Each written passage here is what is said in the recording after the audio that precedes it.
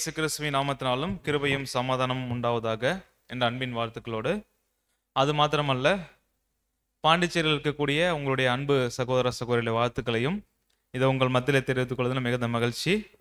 அன்புக்குரிய சகோதர சகோதரிகளே, தேவனுடைய பெரிதான கிருபை, அவருடைய இரக்கம், நம்ம எல்லாரும் ஒன்றாக கூடி அவரை ஆராதிக்கும்படிக்காக நம்முடைய பிதாவாகிய தேவன் நமக்கு கிருபை செய்திருக்கிறார்.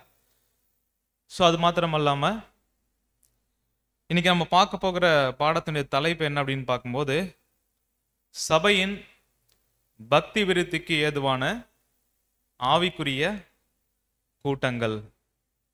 சபையின் பக்தி விருத்திக்கு ஏதுவான ஆவிக்குரிய கூட்டங்கள் அப்படின்ற தலைப்பின் கீழாக தான் இன்னைக்கு நம்ம ஒரு சில காரியங்களை தியானிக்க போகிறோம்.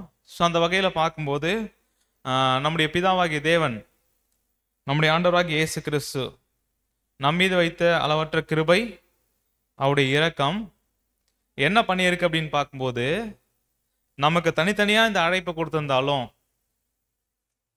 அதாவது கவனிக்கலாம், இந்த அழைப்பு சத்தியத்தை கேட்கும்போது தனித்தனியாக நமக்கு புரிந்து கொள்ளுதல் உண்டாகி தேவனுக்காக அர்ப்பணிக்கணும் அப்படின்ற ஒரு வாஞ்சை என்னாச்சு அப்படின்னு பார்க்கும்போது, நம்ம ஒவ்வொருவருக்கும் என்ன பண்ணப்பட்டிருக்கு அப்படின்னு பார்க்கும்போது தனித்தனியாக உண்டாயிருக்கு. கரெக்டுங்களா?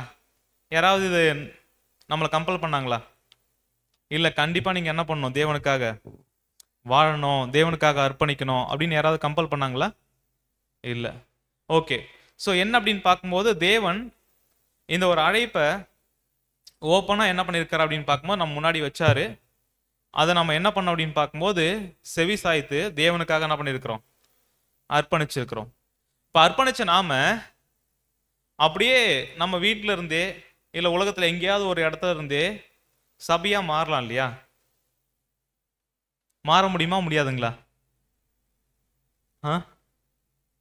அப்படி கேட்டோம்னா கண்டிப்பா வாய்ப்பு ரொம்ப ரொம்ப கம்மி. ஆனா இந்த அழைப்பை ஏற்றுக்கொண்டோம், அதுக்காக தேவன்கிட்ட அர்ப்பணிச்சிருக்கிறோம். இந்த அர்ப்பணிப்பினுடைய வாழ்க்கையை எப்படிதான் நம்ம நிறைவேற்ற முடியும் அப்படின்னு பார்த்தோம்னா, அதுக்கு தேவையான எல்லா விதமான சப்போர்ட்டும் நமக்கு எங்கிருந்து தெரியுமா கிடைக்கும்? எங்க இருந்து கிடைக்கும்? தேவன் கிட்ட தான் கிடைக்கும், கிறிஸ்து மூலமா கிடைக்கும். அவங்க ரெண்டு பேரும் ஆசீர்வதிச்சு இருக்கிற ஒரு இடம் இருக்கு.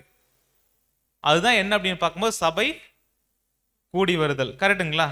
இப்ப இந்த சபை கூடிதல் அப்படின்ற ஒரு விஷயம் நம்முடைய வாழ்க்கையில இல்லைன்னு வச்சுக்கிங்களேன், அன்புக்குரிய சகோதர சகோதரிகளே, நாம சபையா மாறுவதுன்றது ரொம்ப கடினமான விஷயம். ஆனா தேவன் ஏற்பாடு பண்ணியிருக்கிற ஒரு விஷயம் என்ன அப்படின்னு பார்க்கும்போது சபை கூடி வருதல்.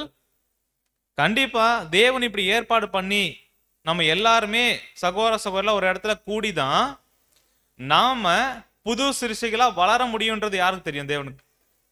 தேவனுக்கு தெரியும். கரெக்டுங்களா? அதனாலதான் தேவன் என்ன பண்ணிருக்கா அப்படின்னு பார்க்கும்போது இந்த மாதிரியான ஒரு செட்டப், அது 2 பேரா இருக்கலாம், 3 பேரா இருக்கலாம், இல்ல நிறைய பேரா என்ன பண்ணலாம் இருக்கலாம். எங்க கூடி இருக்கிறோமோ அதுதான் என்ன அப்படின்னு பார்க்கும்போது எக்லீசியா, பிரித்தெடுக்கப்பட்டவர்களுடைய ஒரு ஐக்கியம் அப்படின்னு பார்க்கிறோம். அப்படி பார்க்கும்போது இந்த எக்லீசியா ஐக்கியம், நம்ம சபையாக கூடி வருதல் அப்படின்றது ஒவ்வொரு புது சிருஷ்டிக்கும் எந்த அளவுக்கு முக்கியத்துவம் வாய்ந்ததுன்னு நமக்கு தெரியும். அதே வகையில இங்கு நடக்கக்கூடிய கூட்டங்கள் இருக்கு இல்லையா, அதுல பல வகையான கூட்டங்கள். ஒண்ணு என்ன அப்படின்னு பார்க்கும்போது இந்த ஞாயிறு ஆராதனை. இது என்ன அப்படின்னு பார்க்கும்போது எல்லா இடத்துலையும் எப்படிதான் நடக்குது அப்படின்னு பார்க்கும்போது, ஞாயிற்றுக்கிழமைனா ஒரு சர்வீஸ் என்ன பண்றோம், தேவனை தொழுது கொள்றதுக்கான ஒரு வாய்ப்பு என்ன பண்றோம் அப்படின்னு பார்க்கும்போது, இது அப்போஸ்தலர் காலத்திலே தேவன் ஏற்படுத்தினது. வாரத்தின் முதல் நாள்ல கூடுறது அப்படின்றது, இந்த கூடுகை கண்டிப்பா நம்முடைய ஆவிக்குரிய பிரயோஜனத்துக்காக தான் தேவன் என்ன பண்ணியிருக்கிறார், ஏற்படுத்தி இருக்கிறார். பிரயோஜனமா இருக்கும்ன்றது நமக்கு நல்லாவே தெரியும். அது மாத்திரம் அல்லாம இன்னும் நம்ம ஆவிக்குரிய வாழ்க்கையில பலப்படணும், நம்முடைய பக்தி விருத்தி, தேவன் மேல இருக்கக்கூடிய அந்த விசுவாசம், நம்பிக்கை பெருகணும் அப்படின்னா ரெகுலரா இருக்கிற மீட்டிங் மட்டும் பத்தாது. அதுக்கு இன்னும் ஒரு சில கூடுகைகள் நமக்கு தேவைப்படுது. அந்த கூடுகையில நம்ம என்னென்ன விஷயம்லாம் கத்துக்கலாம் அப்படின்றத நம்ம ஆதார வசனம் வாசிச்சு இல்லைங்களா, நம்ம அதை படிச்சே நம்ம அந்த பாடத்தை நம்ம ஆரம்பிக்கலாம். எபிரேயர் 10ஆம் அதிகாரம் 24ஆம் வசனம். எபிரேயர் 10ஆம் அதிகாரம் 24ஆம் வசனம். மேலும் அன்புக்கும் நற்கிரியைகளுக்கும் நாம் ஏவப்படும்படி ஒருவரை ஒருவர் கவனித்து போதும். அன்புக்கும் நற்கிரியைகளுக்கும் ஏவப்படும்படி நாம் என்ன பண்ணுங்களா, ஒருவர் ஒருவர் கவனிக்கணுமா. எங்க அப்படின்னு பார்க்கும்போது அதான் பின்னாடி பார்க்கறோம், சபை கூடி வருதுல சிலர் என்ன பண்றாங்க, விட்டுடுறாங்க. அப்ப சபை கூடி வருதலுடைய நோக்கமே என்ன அப்படின்னு பார்த்தோம்னா, அன்புக்குரிய சகோதர சகோதரிகளே, அன்புக்கும் நற்கிரியைகளுக்கும் நாம் என்ன பண்ணணும், ஏவ பண்ணுங்களாம். சபை கூடி வருதலுடைய நோக்கமே என்ன அப்படின்னு பார்க்கும்போது, அன்புக்கும் நற்கிரியைகளுக்கும் நாம் ஏவப்படணும். அடுத்து ஒரு முக்கியமான விஷயம் சொல்றாரு, ஒருவரை ஒருவர் கவனிக்கணுமா. கவனிக்கிறோமா இல்ல, கவனிக்கிறோமா இல்லையான்னு கேட்கிற. ஒருவரை ஒருவர் கவனிக்கிறோமா இல்லைங்களா? கவனிக்கிறோம். எப்படி கவனிக்கிறோம்? என்ன அப்படின்னு பார்த்தோம்னா, இந்த ஒரு கவனிப்பு எப்படி இருக்கணும் அப்படின்னு பார்க்கும்போது, கவனிச்சு பார்க்கறதா வாட்ச் பண்ணணும் ஒருத்தர். எப்படி வாட்ச் பண்ணணும் அப்படின்னு பார்க்கும்போது, அன்புக்கும் நற்கிரியைகளுக்கும் ஏவப்படும்படியா நம்ம என்ன பண்ணுமா, கவனிக்கணுமா. அது எங்க அப்படின்னு பார்க்கும்போது சபை கூடி வருதில்ல, அது மாத்திரம் இல்லாம அதை விட்டுடக்கூடாது. முக்கியமா அதை கூடி வர்றதனுடைய நோக்கமே என்ன நோக்கத்துக்கு அப்படின்னு பார்க்கும்போது, ஒருவருக்கு ஒருவர் என்ன பண்ணுமா, புத்தி சொல்லணுமா. அடுத்து நாளானது எந்த அளவுக்கு என் டைம் வருதோ, இந்த ஒரு அழைப்பினுடைய நிறைவேறுதல் நெருங்கி இருக்குதோ, அந்த சூழ்நிலையில அவ்வளவா என்ன பண்ணுமா, புத்தி சொல்லணுமா. இப்ப அன்புக்குரிய சகோதர சகோதரிகளே, ஒரு சிம்பிளான ஒரு கேள்வி, ஏற்கனவே கேட்ட கேள்வியோட தொடர்ச்சி. நாம் ஒருவரை ஒருவர் அன்புக்கும் நற்கிரியைகளுக்கும் ஏவப்படியா கவனிக்கிறோமா? அடுத்தது, ஒருவருக்கு ஒருவர் புத்தி சொல்றோமா? பிரதர், அப்படி ஏதாவது மட்டும் பண்ணாங்க அப்படின்னா ஏன் எக்லிஷியாக்கு வரலான்னு மட்டும் கேட்டாங்கன்னு வச்சுக்கீங்களேன்,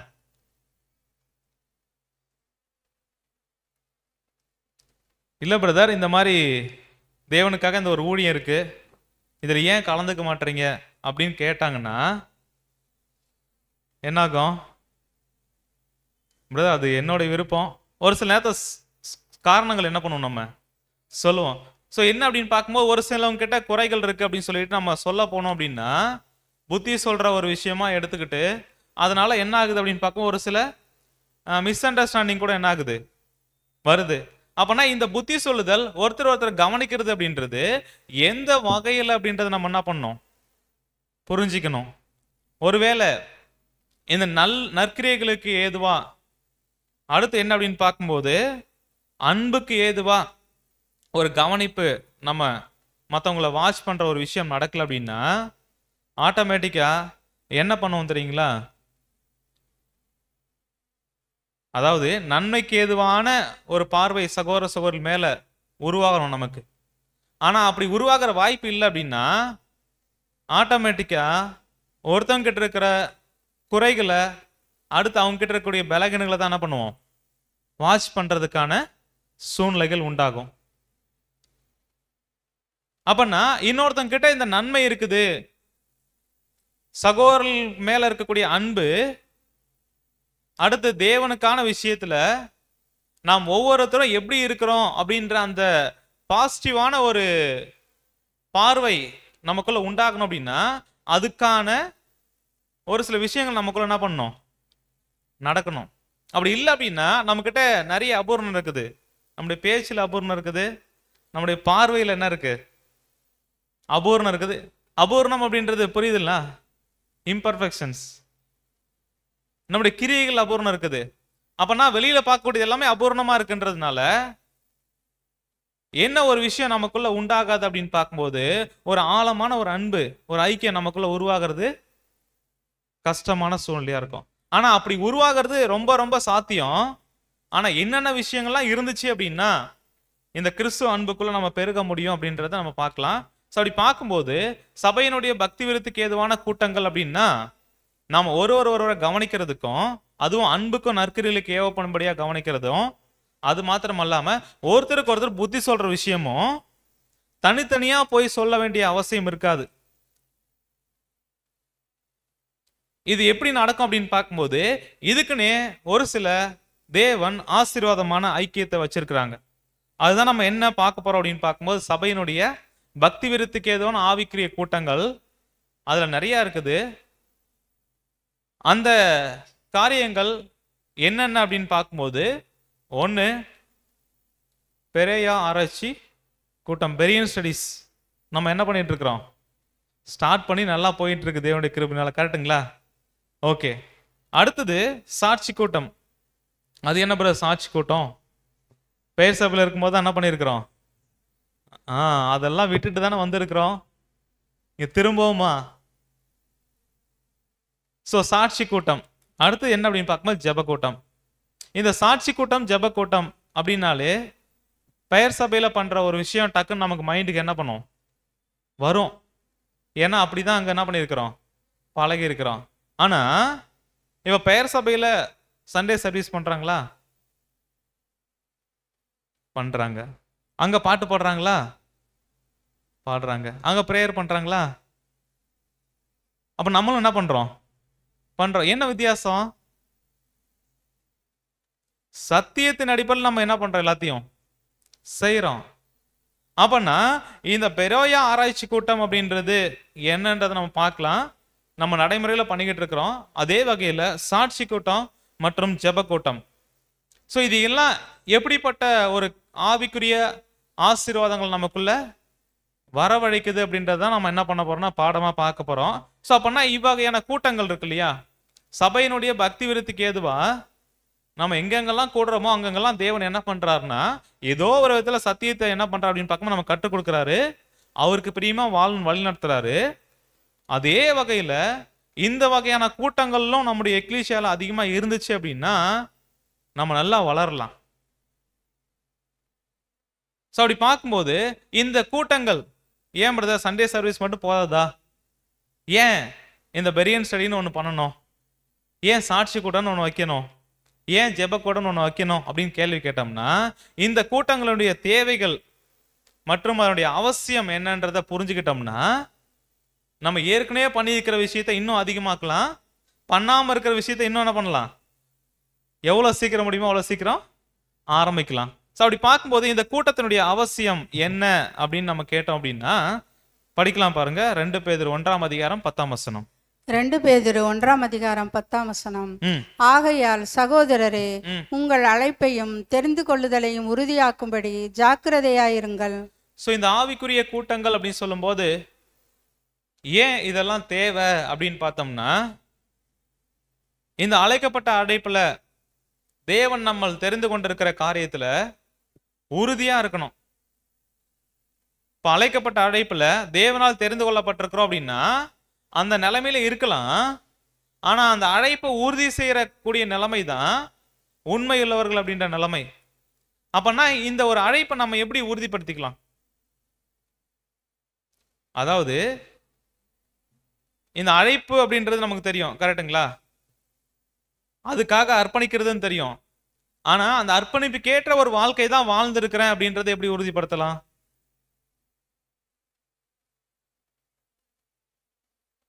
ரொம்ப கஷ்டமான கேள்வியா இருக்குங்களா? இல்ல, பெற்றுக்கொண்ட சத்தியத்துக்கு நம்ம உண்மையா தான் இருக்கிறோம் அப்படின்றத எப்படி உறுதிப்படுத்தலாம் அப்படின்றத இந்த வகையான கூட்டங்களை நம்ம என்ன பண்ணலாம், கன்ஃபார்ம் பண்ணலாம்.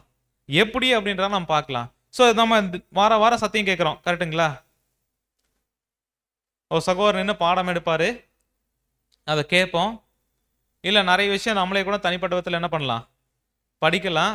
தேவன் என்ன பண்ணுறாருன்னா இன்னைக்கெல்லாம் நிறைய சத்தியங்கள் என்ன பண்ணுது, ஃபேஸ்புக்கு யூடியூப்பு எல்லா வழியாகவும் என்ன பண்ணியிருக்கு, ஜூம் வழியாக எல்லா விதத்துலையும் நமக்கு கிடைக்குது. அது கேட்கறது எல்லாமே என்ன அப்படின்னு பார்த்தோம்னா அன்புக்குரிய சகோதர சகோதரிகளே எல்லாமே தியரி, கரெக்டுங்களா? எல்லாமே தியரி.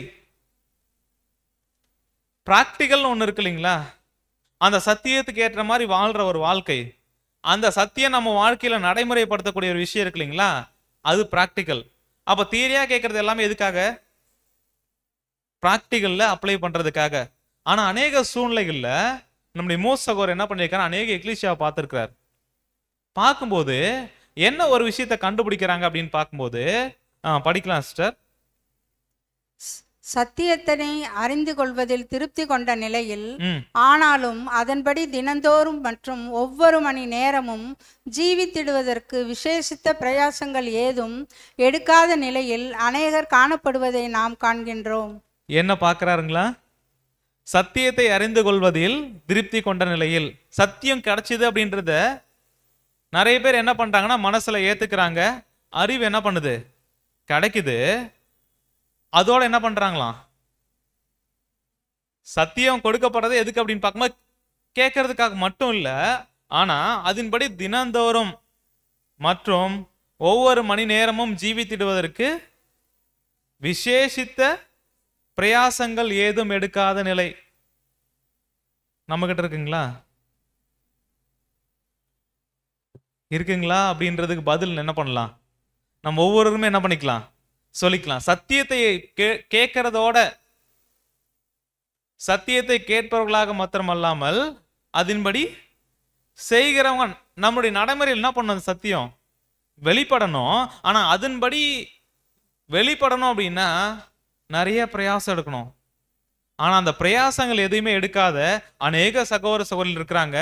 ஆனா இந்த வகையான கூட்டங்கள் நம்முடைய எக்லீசியால இருந்துச்சு அப்படின்னா, நான் எடுக்கிறேன்னா இல்லையான்றது என்ன பண்ணிக்கலாம் தெரியுங்களா, தெளிவா கண்டுபிடிச்சிடலாம். மற்றவங்க எடுக்கிறாங்களா இல்லையா அது அது அவங்களுடைய காரியம். நான் பெற்றுக்கொண்ட சத்தியத்துக்கு அது கேட்ட ஒரு வாழ்க்கை வாழ்றனா இல்லையான்றத இந்த வகையான கூட்டங்கள் நம்முடைய எக்லீசியால நடக்கும்போது என்ன பண்ணலாம், கண்டுபிடிச்சிடலாம். ஸோ அப்படியா பார்க்கும்போது இந்த ஒரு அழைப்பை நம்ம உறுதி பண்ணணும் அப்படின்னா, கேட்கிறவர்களாக மாத்திரமல்ல அதன்படி நடக்கிறவங்களாகவும் நம்ம இருக்கும்போது தான் இதுல உறுதியா இருக்கிறோம் அப்படின்றது என்ன பண்ண முடியும், சொல்ல முடியும். ஸோ அப்படியா பார்க்கும்போது அன்புக்குரிய சகோதர சகோதரிகளே, இந்த வகையான கூட்டங்களுடைய அவசியம் என்ன அப்படின்னா, வெறும் கேட்கிற சத்தியங்கள் மாத்திரம் அல்லாமல் சத்தியத்துக்கேற்ற நடைமுறை வாழ்க்கையும் இருக்குதா அப்படின்றத செக் பண்ற கூட்டங்களா இது என்ன பண்ணும். அப்பனா இது அவசியம் இல்ல தேவை அப்படின்னா எந்த வகையில் அப்படின்றத நம்ம என்ன பண்றோம், பார்த்துக்கிட்டு இருக்கிறோம். அப்ப இந்த ஆவிக்குரிய பிரயோஜனமான கூட்டங்கள் இதனுடைய தேவை மற்றும் அவசியம் என்ன அப்படின்னா, முதலாவது ஒரு காரியம், கேட்கிற சத்தியத்தின்படி நம்முடைய வாழ்க்கை இருக்குதா இல்லையான்றத என்ன பண்ணலாம், உறுதி பண்ற ஒரு விஷயம் இதுல நடக்கும்.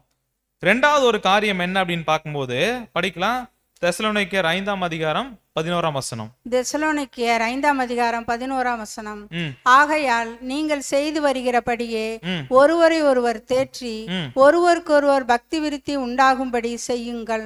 ஸோ அன்புக்குரிய சகோதர சகோதரிகளே, அங்க தெசலோனிக்க பட்டணத்துல ஒருத்தர் என்ன பண்றாங்க அப்படின்னு பார்க்கும்போது தேற்றுறாங்க. ஸோ தேற்றக்கூடிய ஒரு விஷயம் எப்போ நடக்கும் அப்படின்னு பார்க்கும்போது, சோர்ந்து போய் கஷ்டத்துல கவலையில இருக்கும்போது என்ன ஆகுது, ஒரு தேற்றுதல் வந்துட்டு யார் பண்ணிக்கிறாங்க அப்படின்னு பார்க்கும்போது தேவன் நேரடியா வந்து பண்ணுவாருங்களா, இல்ல நமக்கு ஒரு தேற்றப்படுதல் இல்ல ஒரு ஆறுதல் படுத்துற ஒரு விஷயம் பல வகையில தேவன் பண்றாரு. சத்தியத்தின் மூலமா பண்றாரு, அவருடைய பரிசுத்த ஆவி வல்லமை கொடுத்து பண்றாரு. அடுத்து இன்னொரு வகையில எப்படி பண்ணுவார் அப்படின்னு பார்க்கும்போது, உடன் இருக்கக்கூடிய சகோதர சகோதரிகள் இப்ப அவங்க என்ன பண்றாங்களா அப்படின்னு பார்க்கும்போது, அன்புக்குரிய சகோதர சகோதரி ஒருவரை தேற்றி ஒருவருக்கொருவர் பக்தி விருத்தி உண்டாகும்படி என்ன பண்றாங்களாம், செய்யுங்க அப்படின்னு சொல்றாரு. இப்ப நம்ம என்ன செய்ய வேண்டியது இருக்கு அப்படின்னு பார்க்கும்போது, நம்ம எபிரேயர்ல வாசிச்ச மாதிரி 10ஆம் அதிகாரம் 24, 25 வாசிச்சு சொல்லுங்களா, அன்புக்கும் நற்கிரியைகளுக்கும் ஏவப்படும்படி நம்ம ஒருத்தர் கவனிக்கணும். அதே வகையில நாளானது எவ்வளவாய் சமீபத்து வருகிறத பார்க்கிறீங்களோ அவ்வளவா என்ன பண்ணுமா, கவனிக்கணும், புத்தி சொல்லணும். அப்படின்னா எந்த வகையில, அப்ப இங்கே என்ன பார்க்கிறோம் அப்படின்னு பார்க்கும்போது ஒருவருக்கு ஒருவர் பக்தி விருத்தி உண்டாக்கணுமா. இப்ப பக்தி விருத்தி அப்படின்னு சொல்லும்போது என்ன அப்படின்னு பார்க்கும்போது எடிஃபிகேஷன் அப்படின்னா, நம்ம சத்தியத்துல அர்ப்பணிக்கும் போது ஒரு குழந்தையா இருக்கிறோம், அப்படியே குழந்தையாவே இருக்கணும் தேவன் விரும்பல. நாளுக்கு நாள் என்ன பண்ணும்? வளர்ச்சி அடையணும். அந்த வளர்ச்சி, சத்தியத்துல வளர்ச்சி அடையக்கூடிய ஒரு விஷயம் தான் பக்தி விருத்தி அடைகிற ஒரு விஷயம். அப்ப பக்தி விருத்திய யாருக்கு பண்ணணுமா? வசனத்தின் பிரகாரம் பார்க்கும்போது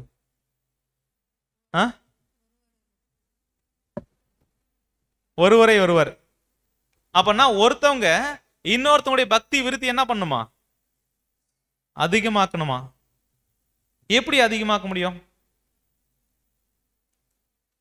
இப்ப என்ன அப்படின்னு பார்க்கும்போது, அன்புக்குரிய சகோதர சகோதரிகளே, ஒருத்தவங்க தேவனுக்காக நல்ல வைராக்கியமா என்ன பண்றாங்க? ஓடுறாங்க. நல்ல ஜீல். அந்த ஒரு வைராக்கியம் என்ன பண்ணுது அப்படின்னு பார்க்கும்போது, ஒரு பட்சிக்கிற அக்னியா அவங்களுக்குள்ள என்ன பண்ணுது? எரிஞ்சுக்கிட்டு இருக்கு. அப்ப எரிஞ்சிட்டு இருக்கும்போது பக்கத்துல யாராவது ஒருத்தவங்க வந்தாங்கன்னாக்கும் அந்த அனல் அவங்களையும் பற்றி என்ன பண்ணுமா? பிடிக்கணுமா? இப்ப ஒருத்தர் பக்தி விருத்தி உண்டு பண்ணணும் அப்படின்னா தேவனுக்காக எப்படி வாழ்றது, தேவனுக்காக எப்படி தியாகம் பண்ணலாம், சத்தியத்துக்காக எப்படி ஊழியம் பண்ணலாம், இந்த ஒவ்வொரு விஷயமும் ஒருத்தவங்க இன்னொருத்தவங்களை பற்றி பிடிக்கிற அளவுக்கு பக்தி விருத்தியை தூண்டுற அளவுக்கு என்ன பண்ணுமா? இருக்கணுமா? அப்ப அந்த மாதிரியான விஷயம் ரெகுலரா நடக்கிற ஒரு மீட்டிங்ல என்ன பண்ணாது? கிடைக்காது. அப்பனா நாம் பெற்றுக்கொண்ட சத்தியத்துல நம்ம நிலைச்சிருக்கிறதுக்கு ஒரு சில ஸ்பார்க் நமக்கு வேணுமா? தூண்டுதல். ஒருத்தரை இன்னொருத்தர் என்ன பண்றது? தூண்டி விடுறது. எதுக்கு? எதுக்கு பிரதர்? சபையில் என்ன நடக்குது தெரியுமா? அநியாயம் நடக்குது பிரதர். அந்த பிரதர் என்ன பண்ணாரு? நம்ம என்ன பண்ண தெரியுங்களா? இதெல்லாம் சும்மா என்ன பண்ணக்கூடாது. இது என்ன அப்படின்னு பார்க்க வேற விதமா தூண்டுறது. இங்கே நம்ம சத்தியத்தின் அடிப்படையில் என்ன பார்க்கிறோம் அப்படின்னா, அன்புக்குரிய சகோதர சகோதரிகளே, நன்மைக்கு எதுவா அதான் நம்ம பார்த்தோம் இல்லைங்களா? அன்புக்கும் நற்கிரியைகளுக்கும் ஏவறது, தூண்டுறது. அந்த தூண்டுதல் எதன் மூலமா கிடைக்கும் சகோதர சொல்றாங்க அப்படின்னு பார்க்கும்போது, இந்த ஆவிக்குரிய பிரயோஜனமான கூட்டங்களா இருக்கக்கூடிய பெரோயா ஆராய்ச்சி வகுப்புல கிடைக்கும், சாட்சி கொடுக்கையில கிடைக்கும், ஜெப கொடுக்கையில கிடைக்கும். அப்படியா பார்க்கும்போது இந்த வகையான தூண்டுதல்கள் என்ன பண்ணும்? ஒருத்தரை இன்னொரு விதத்துக்கு என்ன பண்ணுது அப்படின்னு பார்க்கும்போது, சோர்ந்து போய் இருக்கிறவங்களை உற்சாகப்படுத்துற ஒரு சில விஷயங்கள் என்ன பண்ணும்? நடக்கும். எப்படி நடக்கும்ன்றத பிராக்டிகல் நம்ம என்ன பண்ணலாம் பின்னாடி பார்க்க போறோம். சோ இந்த கூட்டங்களுடைய அவசியம் இல்ல தேவை என்ன அப்படின்னு பார்த்தோம்னா, ரெண்டாவது ஆவிக்குரிய தூண்டுதல்கள் என்ன பண்ணும்? நமக்கு கிடைக்கும். ஒருத்தவங்க இன்னொருத்தவங்களுடைய பக்தி விருத்தியை தூண்டுறதுக்கான வாய்ப்புகள் என்ன பண்ணும்னா இந்த வகையான கூட்டங்கள்ல கிடைக்கும் அப்படின்றாரு. அடுத்து மூன்றாவதான ஒரு காரியம், இவ்வகையான கூட்டங்களுடைய தேவை மற்றும் அவசியம் என்ன அப்படின்னு கேட்டோம்னா, ரோமர் 2ஆம் அதிகாரம் 10ஆம் வசனம். ரோமர் 12ஆம் அதிகாரம் 10ஆம் வசனம். சகோதர சிநேகத்திலே ஒருவர் மேல் ஒருவர் பட்சமாயிருங்கள். சோ அன்புக்குரிய சகோதர சகோதரிகளே, முதலாவது ஒரு புது சிஷ்யா இருக்கக்கூடிய ஒவ்வொரு சகோதர சகோதரிகளா இருக்கக்கூடிய நாம, நம்முடைய முதலாவது கடமை தேவனை நம்முடைய முழு இருதயத்தோடும் முழு ஆத்மாவோடும் முழு பலத்தோட அன்பு கூறணும். கரெக்டுங்களா? ரெண்டாவது நமக்கு இருக்கக்கூடிய கடமை என்ன அப்படின்னு பார்த்தோம்னா, சகோதர சகோதரிகள் மேல அன்பா இருக்கிறது. இங்க நம்ம பார்க்கிறோம், சகோதர சிநேகத்திலே ஒருவர் மேல ஒருவர் என்ன பண்ணுங்க? பட்சமாயிருங்க. அப்படின்னா வசனம் என்ன சொல்லுதுன்னு சரியா புரியல. கரெக்டுங்களா? பட்சமா இருங்க அப்படின்னா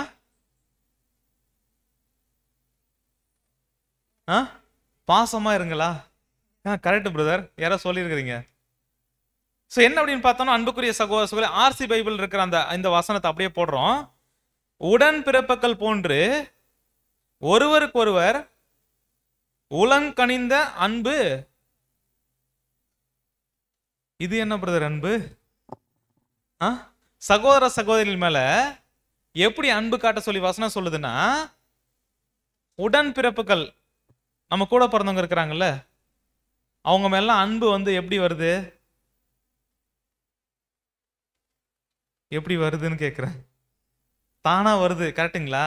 ஏன்னா நம்முடைய உடன் பிறந்தவங்க ரத்த சம்பந்தமான உறவுகள். இப்ப சகோதர சகோதரிகள் மேல அதே மாதிரி ஒரு அன்பு வர வைக்க முடியுமா? இல்ல வருமான்னு கேக்குறேன். வருமா? வசனம் அதான் சொல்லுது, உடன்பிறப்புகள் போல என்ன பண்ணுமா? ஏன்னா தேவனை ஒருத்தவங்க முழு இருதயத்தோட நேசிக்கிறவங்க, முழு இருதயத்தோட தேவன் மேல அன்பு காமிக்கிறவங்க, அடுத்து தேவன் அவங்களுக்கு கொடுத்த கட்டளை என்ன அப்படின்னு பார்த்தோம்னா, சகோதரருக்காக ஜீவனை கொடுக்கிற அன்பிலும் அதிகப்படியான அன்பு இல்லை. அப்ப என்ன பண்ணுவாங்க அப்படின்னு பார்க்கும்போது, அடுத்ததான் சகோதர சகோதரி மேல என்ன பண்ணுவாங்க? பட்சமா இருப்பாங்க. ஒருவர் மேல் ஒருவர் என்ன பண்ணுவாங்க? உள்ளம் கனிந்த அன்பு என்ன பண்ணுவாங்க? காமிப்பாங்க. அப்பனா இந்த மாதிரி அன்பு நமக்குள்ள உருவாகல அப்படின்னா நம்ம கிட்ட குறை அப்படின்னு எடுத்துக்கலாங்களா? குறைன்னு எடுத்துக்கலாம். ஆனா இந்த மாதிரி சகோதர சகோதரிகளா உடன் பிறந்தவர்கள் போல நேசிக்கக்கூடிய வாய்ப்பு நமக்கு எப்படி கிடைக்கும்? அப்ப ஒருத்தரை பத்தி ஒருத்தர் தேவனுக்காக எந்த அளவுக்கு அவங்க அன்பு வச்சிருக்கிறாங்க, சத்தியத்தை எந்த அளவுக்கு நேசிக்கிறாங்க அப்படின்ற ஒரு விஷயம் அவங்க வாயிலிருந்து வெளிப்படலை அப்படின்னா நமக்கு என்ன பராது தெரியுங்களா? இந்த மாதிரியான அன்பு வெளிப்படுறதுக்கான வாய்ப்புகள் ரொம்ப கம்மியா இருக்கும். நாம நினைச்சுப்போம் சத்தியத்தில் நாம தான் என்ன பண்றோம், ரொம்ப மற்றவங்களை காட்டிலும் பெஸ்டா இருக்கிறோம். ஒரு சிலவங்களாம் வராங்க இல்லையா, அவங்கெல்லாம் ஏன் வராங்கன்னே தெரியல பிரதர். ஏன் இல்ல யோசிக்கிறோமா யோசிக்கலையா? இல்லன்னு மட்டும் சொன்னீங்கன்னா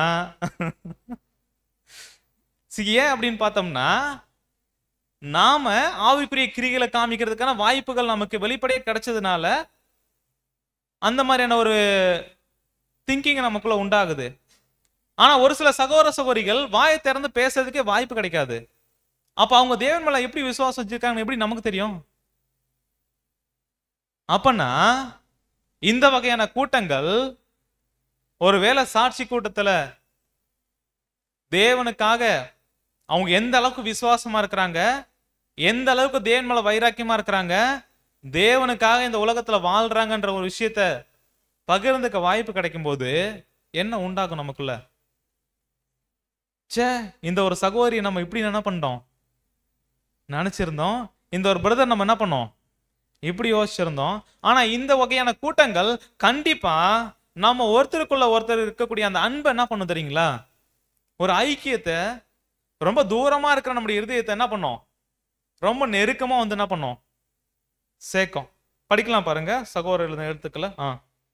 கூட்டங்களில் அன்பான நண்பர்கள் ஒருவருக்கொருவர் அனுதாபத்துடன் கூடிய தொடர்புக்குள்ளாக வருவதற்கு வாய்ப்புகளை பெற்றிருக்கின்றனர். இது மிகவும் உதவிகரமானதாகும். மற்றும் இது அவர்களை மற்ற கூட்டங்களை காட்டிலும் கிறிஸ்தவ அன்பிற்கான கட்டுகளில் ஒன்றாய் பிணைக்கின்றதா இருக்கின்றது. அன்புக்குரிய சகோதர சகோதரி, இந்த வகையான கூட்டங்கள் ஏன் தேவை அப்படின்னா, மூன்றாவது ஒரு காரியம், கிறிஸ்தவ அன்பிற்குள்ளாக ஒவ்வொரு சகோதர சகோதரிலையும் ரொம்ப நெருக்கமா என்ன பண்ணுது, கட்டி இழுக்கக்கூடிய ஒரு காரியம் எங்க உண்டாகுது அப்படின்னு பார்க்கும்போது இந்த வகையான கூட்டங்களை நமக்கு என்ன பண்ணுது, உண்டாகுது. இது மூன்றாவது ஒரு விஷயம். ஏன் பக்தி விருத்திக்கு ஏதுவான மற்ற கூட்டங்கள் நமக்கு அவசியம் அப்படின்றதுக்கான தேவையை நம்ம என்ன பண்ணிட்டு இருக்கிறோம், பார்த்துட்டு இருக்கிறோம். ஸோ நான்காவதான ஒரு விஷயம் என்ன அப்படின்னு பார்க்கும்போது படிக்கலாம். எபிரேயர் 4ஆம் அதிகாரம் 16ஆம் வசனம். எபேசியர் 4ஆம் அதிகாரம் 16ஆம் வசனம். அவராலே சரீரம் முழுவதும் அதற்கு உதவியாய் இருக்கிற சகல கணுக்களினாலும் இசைவாய் கூட்டி இணைக்கப்பட்டு ஒவ்வொரு அவயவமும் தன் தன் அளவுக்கு தக்கதாய் கிரியை செய்கிறபடியே அது அன்பினாலே தனக்கு பக்தி விருத்தி உண்டாக்குவதற்கு ஏதுவாக சரீர வளர்ச்சியை உண்டாக்குகிறது. அன்புக்குரிய சகோதர சகோதரிலே வசனத்தை நம்ம கவனிக்கலாம். வசனம் நமக்கு என்ன சொல்லுது அப்படின்னு பார்க்கும்போது, அவராலே சரீரம் முழுவதும் அதற்கு உதவியா இருக்கிற சகல கணுக்களாலும் இசைவாக கூட்டி இணைக்கப்பட்டு, அப்படின்னா கிறிஸ்து தலை, நம்ம எல்லாம் சரீராங்கங்கள். இப்ப இந்த முழு சரீரத்திலையும் அநேக அவயவங்கள் என்ன பண்ணுது, இருக்குது. ஒவ்வொரு அவயவமும் யார் அப்படின்னு பார்த்தோம்னா கிறிஸ்துவனுடைய சரீரம்.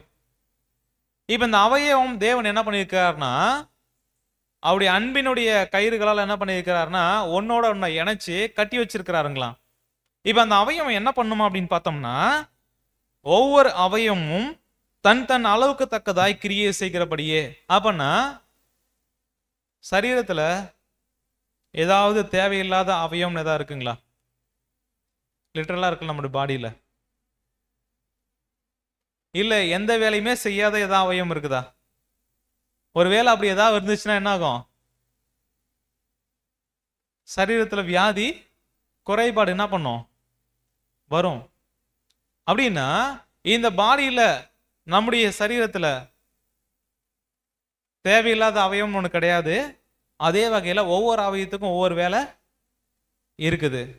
அப்பனா நாம கிறிஸ்துவனுடைய சரீரத்தினுடைய அவயவங்கள் அப்படின்னா நமக்கான ஊழியம், நமக்கான வேலை என்னன்றது நம்ம ஒவ்வொருக்கும் தெரியுமா?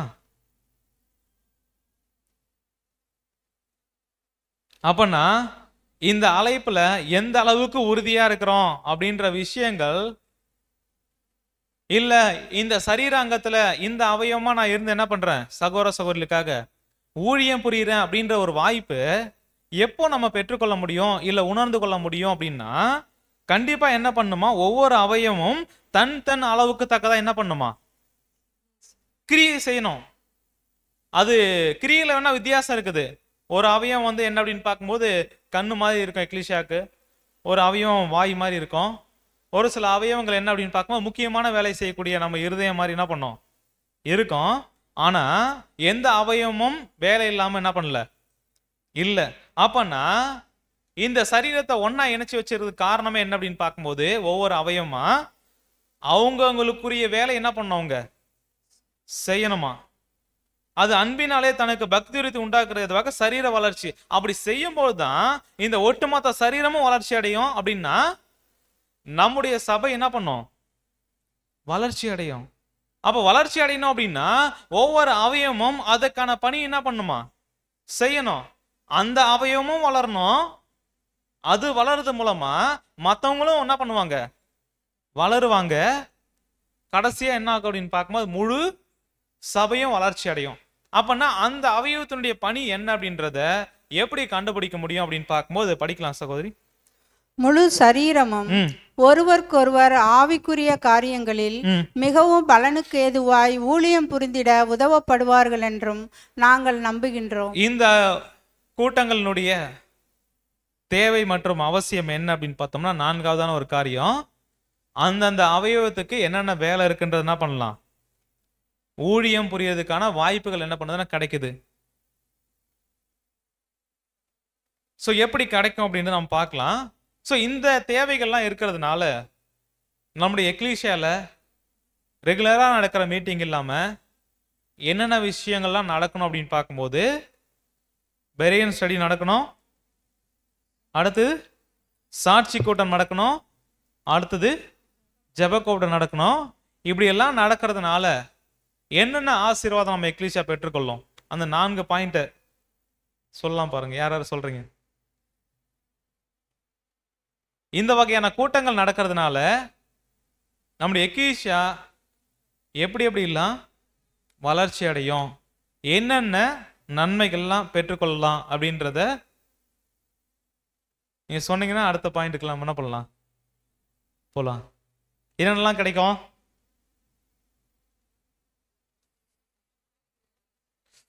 ஆவிக்குரிய வளர்ச்சி. ஸோ அந்த ஆவிக்குரிய வளர்ச்சி அப்படின்றதுல தான் இப்போ சொன்ன 4 விஷயங்களும்.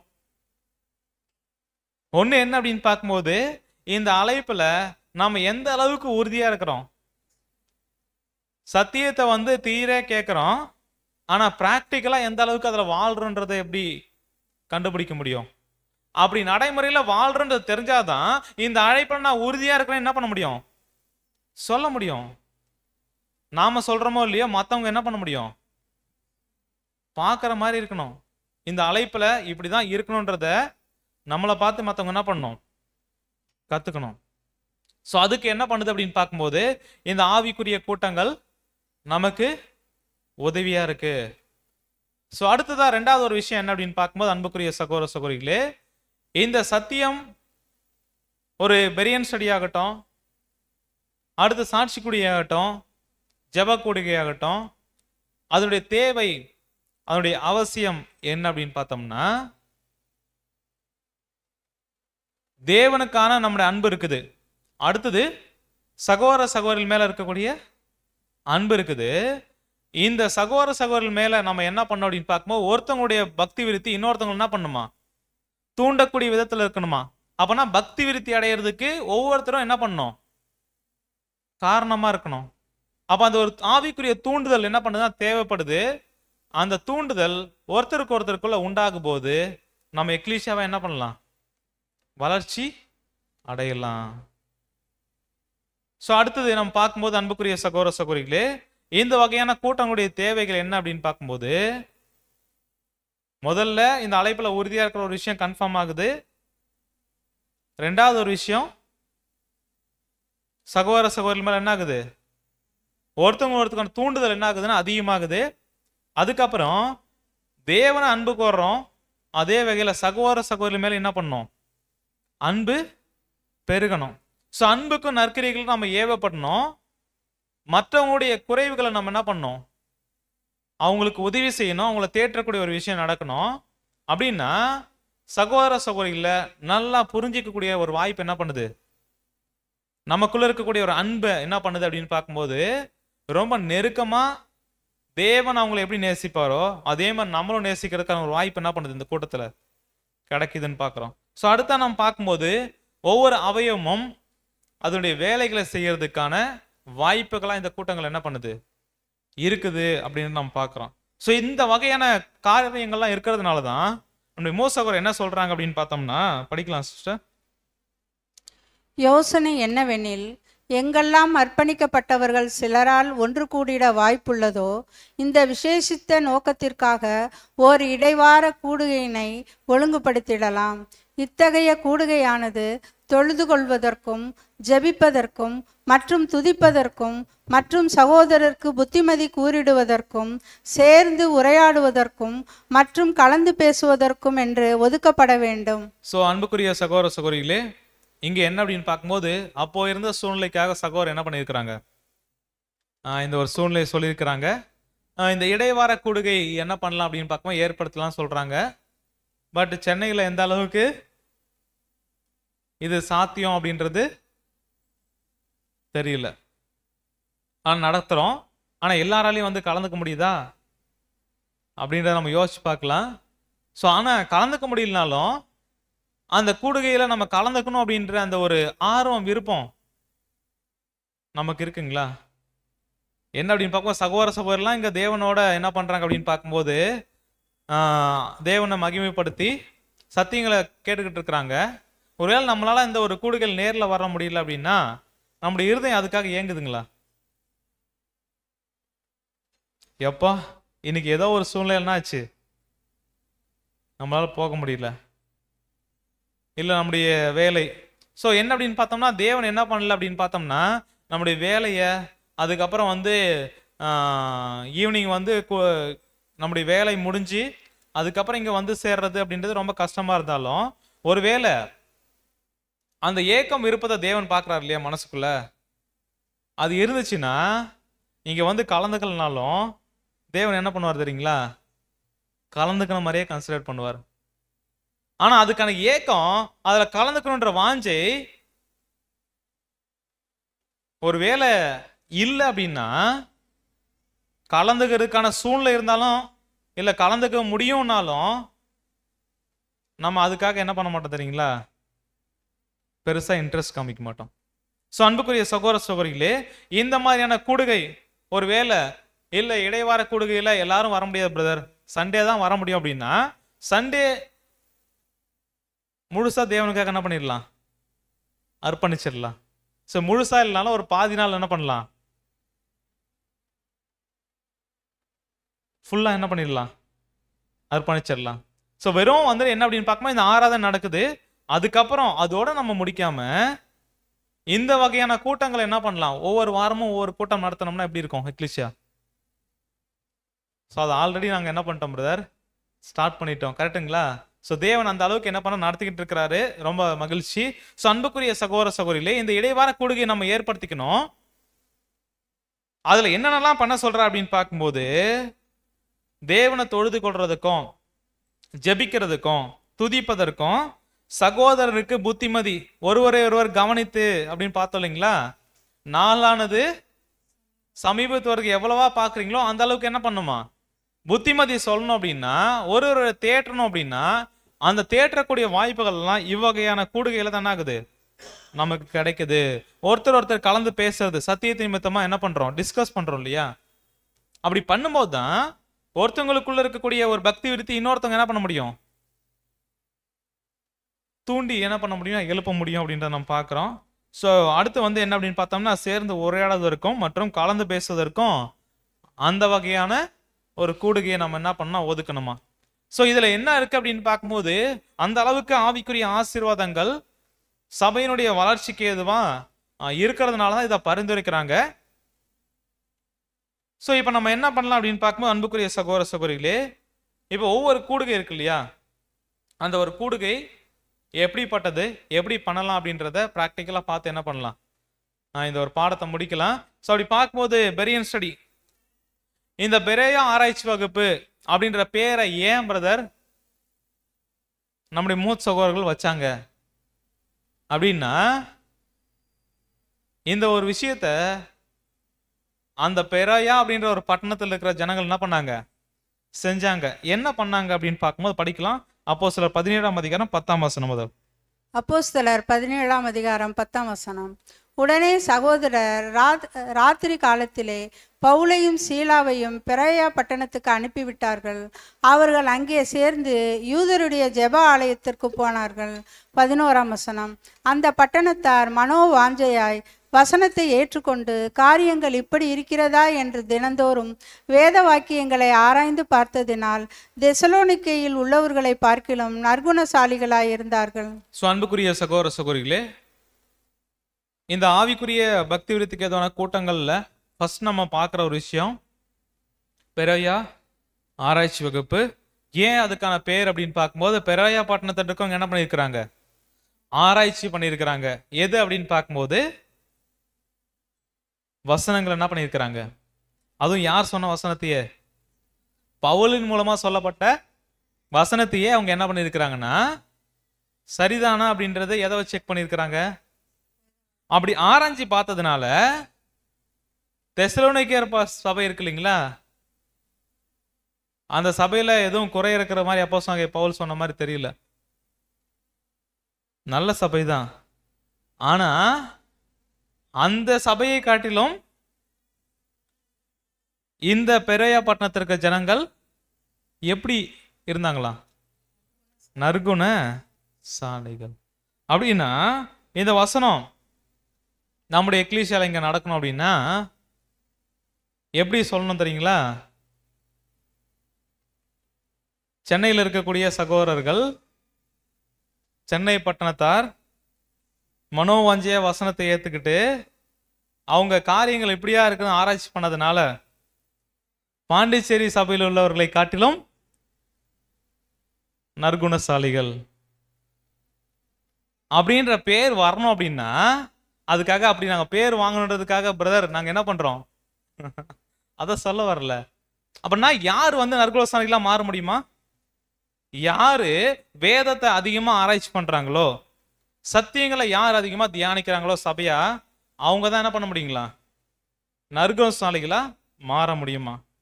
ஸோ இந்த ஒரு காரியம் சத்தியத்தை ஆராய்ச்சி பண்றதுனால இப்ப சபையா இருக்கக்கூடிய நமக்கு ஒவ்வொருத்தருக்கும் என்ன ஒரு காரியத்தை இது என்ன பண்ணுது அப்படின்னு பார்க்கும்போது உருவாக்குது அப்படின்னு பார்த்தோம்னா படிக்கலாம் பாருங்க. 1 கொரிந்தியர் 16ஆம் அதிகாரம் 13ஆம் வசனம். 1 கொரிந்தியர் 16ஆம் அதிகாரம் 13ஆம் வசனம்.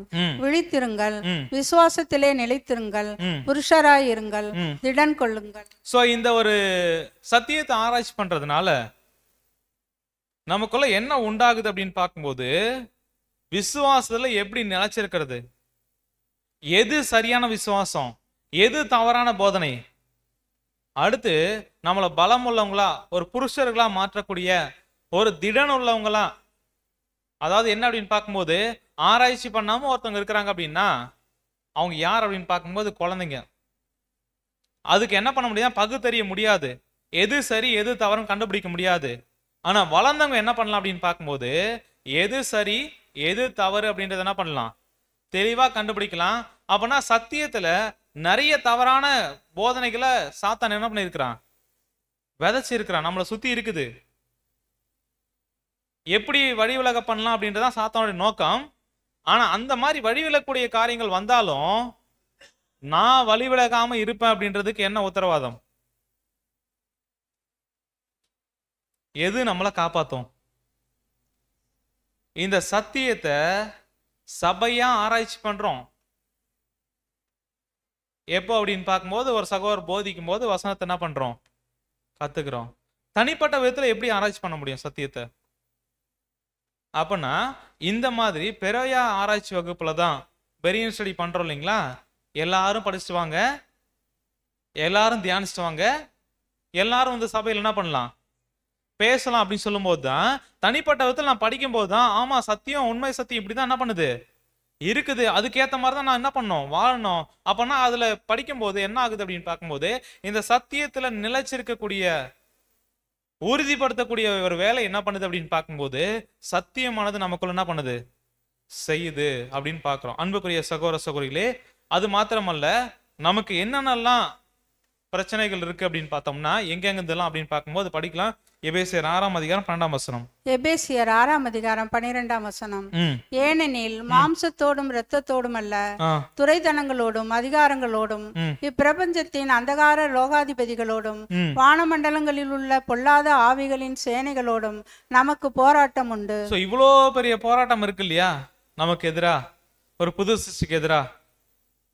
இப்போ இவ்வளோ விஷயங்கள் நமக்கு எதிராக இருக்கும்போது இதெல்லாம் எதிர்த்து ஜெயிக்கணும் அப்படின்னா எப்படிதான் ஜெயிக்க முடியும்? எப்படிதான் ஜெயிக்க முடியும் அப்படின்னா சத்தியத்தின் அடிப்படையில் தான் என்ன பண்ண முடியும்? சத்தியத்தை எந்த அளவுக்கு நான் ஆராய்ச்சி பண்ணியிருக்கிறேன், சத்தியத்தை எந்த அளவுக்கு நான் புரிஞ்சிருக்கிறேன், சத்தியம்தான் நமக்கு என்ன பண்ணும் அப்படின்னு பார்க்கும்போது இந்த விஷயத்தை சொல்லும் போது இதுக்கு முன்னாடி இருக்கிற அந்த 11ஆம் வசனத்துல அப்போஸ்தலனாகிய பவுல் என்ன சொல்லுவாங்க அப்படின்னு பார்க்கும்போது சர்வாயுத வர்க்கத்தை என்ன பண்ணிக்கங்க? தரித்து கொள்ளுங்கள். அப்ப சாத்தான் அதே மாதிரி கெட்டுப்போன தேவதூதர்கள் சாத்தானுடைய ஏஜெண்டா இருக்கக்கூடிய அநேக கள்ள போதகர்கள் என்ன பண்றாங்க? இருக்கிறாங்க. சபை முடிகிற வரைக்குமே தேவன் என்ன பண்ணிருக்க அந்த ஒரு அனுமதியை கொடுத்திருக்கிறாரு. அப்ப இதுல இருந்தா பாதுகாக்கணும் அப்படின்னா சர்வாயுத வர்க்கத்துல முதல் சர்வாயுத வர்க்கம் என்ன தெரியுங்களா? ஞாபகப்படுத்தி பார்க்கலாம். முதல் சர்வாயுத வர்க்கம் அதுதான் நமக்கு பாதுகாப்பே. அப்பனா இந்த பெரிய ஆராய்ச்சி வகுப்புல முதல் சர்வாயுத வர்க்கத்தை நம்ம தரிச்சுக்கிறதுக்கு என்ன பண்ணுது? உதவியா இருக்கு.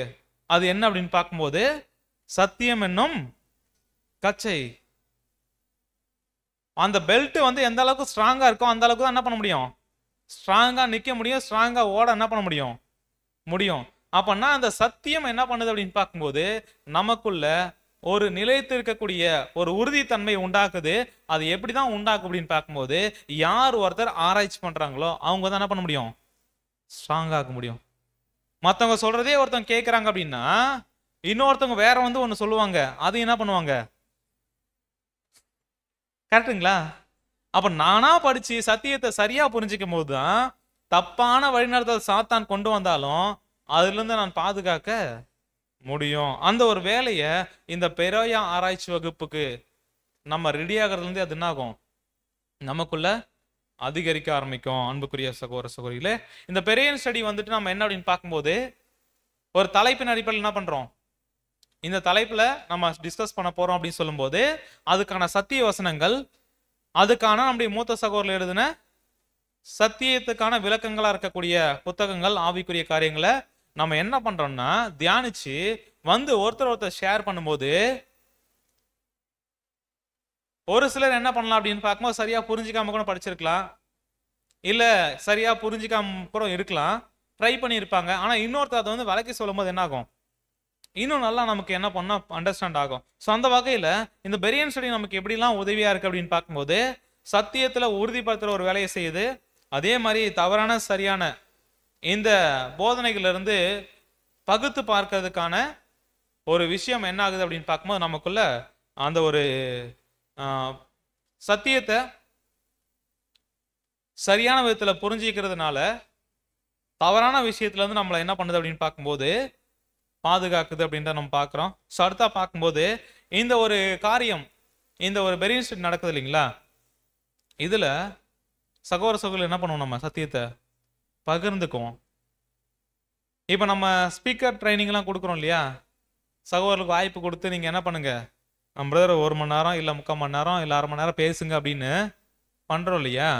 ஆனால் இந்த பெரியன் ஸ்டடி நடந்துச்சு அப்படின்னா அந்த மாதிரி தனியாக ஒரு ஸ்பெஷல் ட்ரைனிங் கொடுத்து தான் நம்ம என்ன பண்ணோம், உருவாக்கணுன்றது ஒரு வாய்ப்பு உண்டாகனா தான் நம்ம வளருவோம் இல்லை. ஆனால் இந்த ஒரு பெரியன் ஸ்டடியிலேயே கொடுக்கப்பட்ட தலைப்பில் அதுக்குள்ளே இருக்கிற என்ன விஷயத்த சத்தியம் சொல்லுது அப்படின்றத ஒரு சகோதரர் வந்து பேசும்போதே அவர்கிட்ட அந்த தாளந்து இருக்கால் என்ன பண்ணலாம், கண்டுபிடிக்கலாம். அப்படி அந்த தாளந்து இருக்குன்னு அந்த சகோதரர் உணர்றாரு அப்படின்னா இன்னும் அதிகமாக ஆராய்ச்சி பண்ணி இன்னும் தேவனுக்காக எப்படி அந்த ஊழியத்தை பண்ணலாம் அப்படின்ற ஒரு வாய்ப்புகளும் இதுல இருந்து நமக்கு கிடைக்கும் அப்படின்றது நம்ம என்ன பண்ணலாம், புரிஞ்சிக்கலாம். அன்புக்குரிய சகோதர சகோதரிகளே, ஸோ அந்த வகையில பார்க்கும்போது இந்த பெரிய ஆராய்ச்சி வகுப்பு ஆல்ரெடி நம்ம ஸ்டார்ட் பண்ணியாச்சு. அதனுடைய டேஸ்ட்டும் ஒரு சிலர் என்ன பண்ணிருக்கலாம், ருசி பார்த்துருக்கலாம். இன்னும் வருகிற காலங்கள் அது இன்னும் அதிகமாகிறதுக்கும் வாய்ப்பு இருக்கு, ஆனா குறைய வாய்ப்பு இல்லை. கரெக்டுங்களா? ஏன்னா தேவன் அந்த அளவுக்கு நம்மளை சத்தியத்தை நடத்திட்டு இருக்கிறார். அன்புக்குரிய சகோதர சகோதரிகளே, அடுத்து நம்ம எந்த ஒரு காரியத்தை பார்க்கலாம் அப்படின்னு பார்க்கும்போது சாட்சி கூட்டம். இது நமக்கு புதுசா இருக்கலாம். சாட்சி கூட்டம் கண்டக்ட் பண்ணியிருக்கிறோமா, எக்லிஷியால பண்ணியிருக்கிறோமா, இன்னும் இல்லை. ஓகே, ஸோ என்ன அப்படின்னு பார்க்கும்போது அன்புக்குரிய சகோதர சகோதரிகளே, ஸோ நம்ம முன்னாடியே சொன்ன மாதிரி இந்த வார்த்தையெல்லாம் எங்க கேட்டது, அங்க இருக்கும்போது பிரதர். அப்பனா இந்த கூட்டமும் சபையினுடைய பக்தி விருத்திய அதிகமாக்கும் அப்படின்னா எந்த வகையில் அப்படின்றத நம்ம என்ன பண்ணலாம் பார்க்கலாம். ஸோ இந்த சாட்சி கூட்டம் அப்படின்றது எப்படி கண்டக்ட் பண்ணணும் அப்படின்னு பார்த்தோம்னா, சாட்சி சொல்ல சொல்லி கேட்கலாம். என்ன சாட்சி அப்படின்னு பார்க்கும்போது தேவன் பற்றின விஷயங்கள், சத்தியம் பற்றின விஷயங்கள், அதே மாதிரி சத்தியத்துல நாம் இருக்கிறோம் இல்லைங்களா, அந்த வாழக்கூடிய வாழ்க்கையினுடைய அனுபவங்களை நம்ம என்ன பண்றோம், சாட்சியா பகிர்ந்து கொள்ளக்கூடிய காரியம் தான் இங்க நடக்கும். இந்த கூட்டத்துல என்னெல்லாம் நடக்கும் அப்படின்னு பார்க்கும்போது நம்ம தேவன் மேல இருக்கக்கூடிய அந்த ஒரு நம்பிக்கை, விசுவாசம், அதுக்குரிய ஒரு வாழ்க்கை வாழ்றதுல சாட்சியா தேவன் எப்படி வச்சிருக்கிறாரு அப்படின்றதெல்லாம் என்ன பண்ணலாம் அப்படின்னு பார்க்கும்போது இந்த கூட்டத்தில் நம்ம தெரிஞ்சுக்கலாம். ஸோ அப்படி பார்க்கும்போது ஒவ்வொரு சகோதரரும் சகோதரிகளும் என்ன பண்ணணுமா அப்படின்னு பார்க்கும்போது படிக்கலாம் பாருங்க. ரோமர் 10ஆம் அதிகாரம் 10ஆம் வசனம். ரோமர் 10ஆம் அதிகாரம் 10ஆம் வசனம். நீதி உண்டாக இருதயத்திலே விசுவாசிக்கப்படும், ரட்சிப்பு உண்டாக வாயினாலே அறிக்கை பண்ணப்படும். ஸோ நீதி உண்டாக இருதயத்துல ஒரு விசுவாசம் அப்படின்ற ஒரு விஷயம் நம்ம இருதயத்துல உண்டாயிருக்கு இல்லைங்களா, அதனால ஒரு சந்தோஷம் நமக்கு கிடைச்சிருக்கும்ல, மகிழ்ச்சி. ஒவ்வொரு சத்தியத்தை படிக்கும் போதும் அதனுடைய உச்சகட்ட மகிழ்ச்சி அடுத்து எங்க வெளிப்படும் அப்படின்னு பார்க்கும்போது வாயினால அறிக்கை பண்ற ஒரு விஷயம். ஸோ என்ன அப்படின்னு பார்த்தா நமக்கு ஒரு ஒரு ரொம்ப சந்தோஷத்தை கொடுக்கக்கூடிய ஒரு விஷயம் நமக்குள்ள நடந்திருக்கு. அது நமக்கு மட்டும்தான் தெரியும், மற்றவங்களுக்கு தெரியாது. ஆனா அது எப்படி மற்றவங்களுக்கு தெரியும் அப்படின்னு பார்க்கும்போது அந்த சந்தோஷனுடைய மகிழ்ச்சி என்ன பண்ணுவோம், இன்னொருத்தவங்க கூட ஷேர் என்ன பண்ணுவோம். அப்பன்னா இது உலக பிரகாரமா இல்ல நம்ம வாழ்க்கையில் நடந்த நன்மைகள் மாம்ச பிரகாரமான விஷயம். இந்த ஆவிக்குரிய சந்தோஷங்களை நம்ம அடைஞ்சிருக்கிறோமா, அந்த ஆவிக்குரிய சந்தோஷனுடைய மகிழ்ச்சி அப்படியே பொங்கி என்ன பண்ணிருக்கணும் அப்படின்னு பார்க்கும்போது நீதி உண்டாக இருதயத்துல விசுவாச ஒரு விஷயம் அடுத்து நம்முடைய ரட்சிப்பை உறுதி பண்ற விதமா அது எங்க வெளிப்படணும் தெரியுங்களா, வாயினால் அறிக்கை பண்ணப்படணும். ஸோ என்ன அறிக்கை பண்ணப்படணும் அப்படின்னு பார்க்கும்போது தேவனுடைய சத்தியம் சார்ந்த விஷயங்கள் தான். அடுத்து இந்த அர்ப்பணிக்கப்பட்ட வாழ்க்கையில தேவன் எப்படியா நம்ம நடத்துறார் அந்த ஒரு காரியங்கள் தான். ஸோ அப்படியா நம்ம அறிக்கை செய்யற ஒரு விஷயத்துல நம்ம என்ன பண்ணக்கூடாது அப்படின்னு பார்க்கும்போது சோர்ந்து போறவங்களா இருக்கக்கூடாது. எப்படி இருக்கணுமா அப்படின்னு பார்க்கும்போது படிக்கலாம் பாருங்க. எபிரேயர் 10ஆம் அதிகாரம் 23ஆம் வசனம். எபிரேயர் 10ஆம் அதிகாரம் 23ஆம் வசனம். அல்லாமலும் நம்முடைய நம்பிக்கையை அறிக்கையிடுகிறதில் அசைவில்லாமல் உறுதியாய் இருக்க கடவோம். வாக்குத்தத்தம் பண்ணினவர் உண்மை உள்ளவராய் இருக்கிறார். தேவன் மீது இருக்கக்கூடிய அந்த நம்பிக்கையாகட்டும், அவர் வழி நடத்துற காரியங்களாகட்டும், அதை நம்ம மத்தவங்க கிட்ட அறிக்கை செய்யறதுக்கு என்ன பண்ணக்கூடாது? ஒரு விருப்பம் உள்ளவங்களாம் என்ன பண்ணணும்னா இருக்கணும். அதில் அந்த அளவுக்கு இன்ட்ரெஸ்ட் காமிக்காதவங்களும் என்ன பண்ணக்கூடாது? இருக்கக்கூடாது. ஸோ அப்படியா பார்க்கும்போது எந்த ஒரு இருதயத்தினுடைய மகிழ்ச்சியும் அது எப்படியா வெளிப்படும் அப்படின்னு பார்க்கும்போது நம்முடைய வாயினுடைய வார்த்தைகளால் தான். அதே மாதிரி கஷ்டமா இருந்தாலும் அது எப்படி தான் வெளிப்படும்? நம்ம வாய் தான் அதை என்ன பண்ண வெளியே கொண்டு வரோம். ஸோ அப்படிப்பட்ட விஷயங்கள், தேவன் சார்ந்த விஷயத்தை நம்ம எப்படி பண்ணணும் அப்படின்னு பார்க்கும்போது, இந்த சாட்சி கொடுக்கையில் நம்ம எல்லாருமே ஒன்றா என்ன பண்ணியிருப்போம்? அந்த கூடுகையில் உட்காந்துருப்போம். அப்போ என்ன பண்ணலாம் அப்படின்னு பார்க்கும்போது, சத்தியத்தில் நம்ம எந்த அளவுக்கு வாழ்ந்துட்டு இருக்கிறோம், இந்த ஆவிக்குரிய வாழ்க்கையில் எந்த அளவுக்கு ஒரு முன்னேற்றம் அடைஞ்சிருக்கு அப்படின்னு பொதுவாக பேசலாம். ஆனால் சகோதரர் கொடுக்குற ஆலோசனை என்ன அப்படின்னு பார்த்தோம்னா, அதுக்கும் ஒரு தலைப்பு என்ன பண்ணிக்கோங்க, செலக்ட் பண்ணிக்கோங்க. ஸோ ஃபர்ஸ்ட் டைம் நம்ம ஆரம்பிக்கும் போது என்ன பண்ணலாம்னா, இந்த சத்தியத்தில் தேவன் நம்மளை எப்படியா ஏதோ ஒரு படும் ஆழத்தில் விழுந்திருப்போம் இல்லையா, அதுலேருந்து தேவன் என்ன பண்ணியிருப்பாரு? மீட்டு நம்மளை கொண்டு வந்திருப்பார் இல்லையா. அந்த மீட்டு வந்த ஒரு சந்தோஷம் என்ன பண்ணலாம்? நம்ம சாட்சியா ஷேர் பண்ணும்போது, அப்பனா ஒவ்வொருத்தரையும் எந்த வகையான சூழ்நிலையிலிருந்து தேவன் என்ன பண்ணியிருக்கிறாரு, இந்த அழைப்புகளை கொண்டு வந்திருக்கிறார் அப்படின்றத பார்க்கும்போது, ஒரு சில சூழ்நிலைகள்லாம் நாம எதை நினைச்சிருப்போம், இவங்க ஏன் தான் வந்தாங்களோ அப்படின்னு.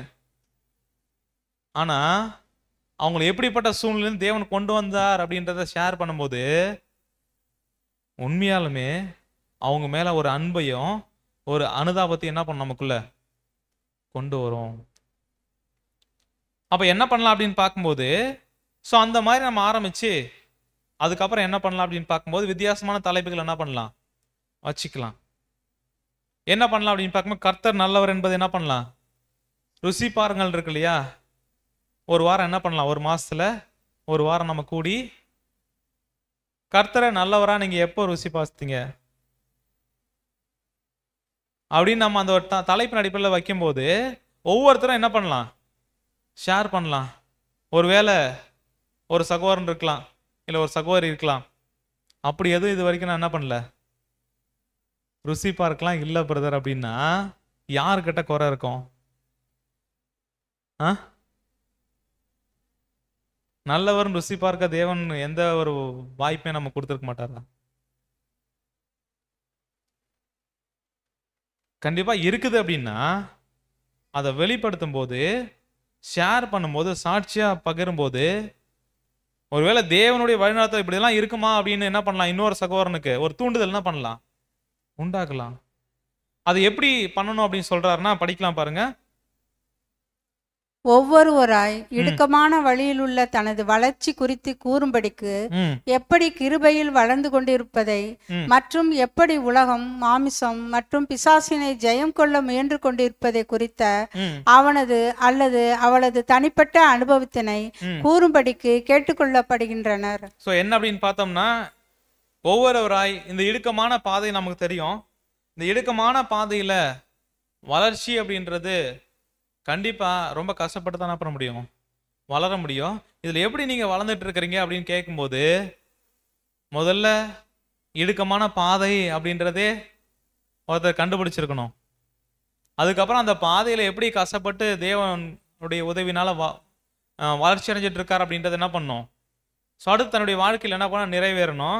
அப்படியா இருக்கும்போது கேட்கும்போது என்ன பண்ணலாம் அப்படின்னு பார்த்தோம்னா, இந்த உலகம், மாம்சம், பிசாசு எப்படியெல்லாம் நமக்கு சோதனையில கொண்டு வரான், உலகம் எப்படி நம்மளெல்லாம் இழுக்குது, மாம்சம் எப்படியெல்லாம் நமக்கு பிரச்சனையா இருக்குன்றத ஒருத்தர் பகிர்ந்து கொள்ளும் போது, அதை எப்படி ஜெயம் கொள்றோம் அப்படின்றத ஒருத்தர் பேசும்போது, ஒருவேளை ஜெயம் கொள்ளாம ரொம்ப தடுமாறிட்டு இருக்க ஒரு சகோதரருக்கு அது என்ன பண்ணும், உதவியா இருக்கும். இல்லை அப்படின்னா, இந்த மாதிரி நான் விழுந்துதான் பிரதர் போறேன், இந்த உலகமும் மாம்சமும் சாத்தானும் இந்த பாதையில, இடுக்கமான பாதையில் நடக்க விடாதபடிக்கு உலகம் ஒரு சில ஆசைகளை காமிச்சு என்ன பண்ணுது, இழுக்குது.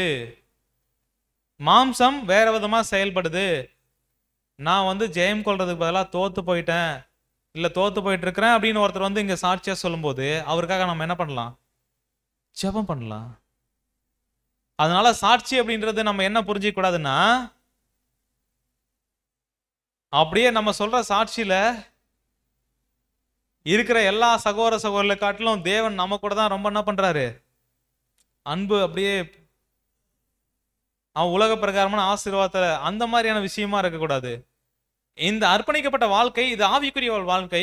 ஆவிக்குரிய வாழ்க்கையில நம்மளை எப்படி தேவன் நடத்துறார், அதுல விடுகையும் இருக்கும் எடுதலும் இருக்கும். ரெண்டுத்தையும் என்ன பண்ணலாம், பரிமாறிக்கலாம். ஒருத்தவங்க என்ன பண்ணலாம், அடுத்து இந்த ஒரு கூடுகை நமக்கு எதுக்கு நேரம் வழிநடத்தும் அப்படின்னு பார்க்கும்போது நல்ல அவங்களுக்காக ஜெபம் ஏறெடுக்கக்கூடிய ஒரு வாய்ப்பு நம்ம என்ன பண்ணுவோம், கிடைக்கும். ஜெப கூட்டம் அப்படின்ற ஒரு விஷயம் இருக்குது. இந்த ஜெப கூட்டத்தில் நம்ம என்ன பண்ணலாம் அப்படின்னு பார்க்கும்போது ஒரு பாட்டு பாடலாம். ஏதாவது ஒரு வசனத்தை வச்சு என்ன பண்ணலாம் அப்படின்னு பார்க்கும்போது ஒரு 5 நிமிஷம் ரொம்ப பிரசங்கம் பண்றக்கூடிய ஒரு கூடுகையா அது இருக்கக்கூடாது. இப்ப பண்ற எல்லாமே, அதாவது இந்த ஆவிக்குரிய கூடுகை அப்படின்றது பக்தி விருத்திக்கு எதுவா இருக்கக்கூடிய அந்த பெரியன் ஸ்டடி ஆகட்டும், அடுத்தது சாட்சி கூடுகையாகட்டும், ஜெப கூட்டமாகட்டும், இது பிரசங்கம் பண்றதுக்கான கூடுகை அல்ல. ஸோ அந்த வகையான கூடுகை நம்ம ரெகுலரா சண்டே சர்வீஸ்ல பண்ற விஷயங்கள் என்ன பண்ணுதுன்னா நமக்கு ரெகுலரா இருக்கிறதுனால இப்ப அந்த வகையான கூடுகையும் அதுக்காக என்ன பண்ணக்கூடாது, நம்ம பயன்படுத்திக்க கூடாது. ஏதாவது ஒரு வசனத்தை ஒரு 2 நிமிஷமோ இல்லை ஒரு 5 நிமிஷமோ மெடிடேட் பண்ணலாம். அதுக்கப்புறம் எல்லாருமே என்ன பண்ணணும், ஷேர் பண்ணிக்கக்கூடிய ஒரு விஷயமா தான் இருக்கணும். இந்த ஜெப கூட்டம் அப்படின்ற ஒரு விஷயம் எதுக்கு அப்படின்னு பார்க்கும்போது இந்த ஆவிக்குரிய வாழ்க்கையில நம்ம வளர்றதுக்கு நிறைய சூழ்நிலைகள் தடையா இருக்குன்னு பார்த்தோம். அதே வகையில நமக்கு நிறைய குறைகள் இருக்கு. கரெக்டா? இந்த அர்ப்பணிக்கப்பட்ட வாழ்க்கையில தேவனுக்காக உண்மையா வாழ்ற ஒரு விஷயத்துல மாம்ச பலகீனம் இருக்கு, ஒரு சிலவங்களுக்கு வியாதி இருக்குது. அடுத்து சபையா நம்ம வளர்றதுக்கு தேவையான ஆவிக்குரிய ஆசீர்வாதங்கள் நமக்கு என்ன பண்ண தேவைப்படுது. இதன் அடிப்படையில் ஒரு ஜெப கூட்டம் நம்ம என்ன பண்ணலாம், ஏற்படுத்தலாம்.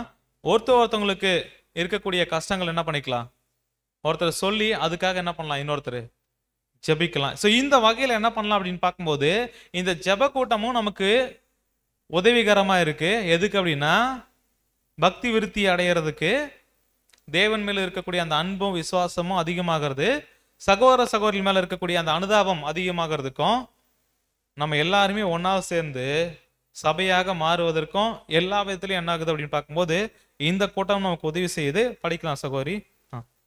இங்கு அவர்கள் ஒருவர் இன்னொருவருடைய விண்ணப்பங்களை கேள்விப்படுகின்றார்கள் மற்றும் ஒரு இருதயத்திலிருந்து இன்னொரு இருதயத்திற்கு கிறிஸ்தவ அன்பும் அனுதாபமும் மிக தாராளமாய் பொழிகின்றது. என்ன ஆகுது அப்படின்னு பார்க்கும்போது விண்ணப்பங்களை கேள்விப்படுறோம். இந்த மாதிரி எனக்கு ஒரு இந்த கஷ்டம் இருக்கு, சத்தியத்தில் நடக்காதபடிக்கு, இதுல தேவன் எனக்கு உதவி செய்யணும் அப்படின்னு சொல்லிட்டு மற்றவங்க அவருக்காக ஜெபிக்கும் போது என்ன கிடைக்கும் அப்படின்னு பார்க்கும்போது அவங்க மேல இருக்கக்கூடிய அன்பு அனுதாபம் அதிகமாகுது.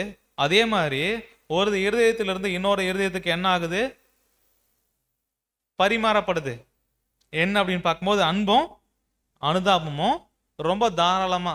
அப்பனா இந்த மாதிரியான வகையான கூட்டங்கள் நமக்குள்ள இல்லை அப்படின்னா நம்ம ஏற்கனவே சொன்ன மாதிரி ஒருத்தவங்க இருக்கக்கூடிய ஒருத்தங்கள் அபூர்ணம் இருக்கு, அந்த அபூர்ணத்தையே பார்த்து ஒருத்தங்களை இன்னொருத்தர் குறை சொல்லிக்கிட்டு அப்படியே என்ன பண்ணும், நம்ம வளர்ச்சிக்கு எதுவா இருக்காது.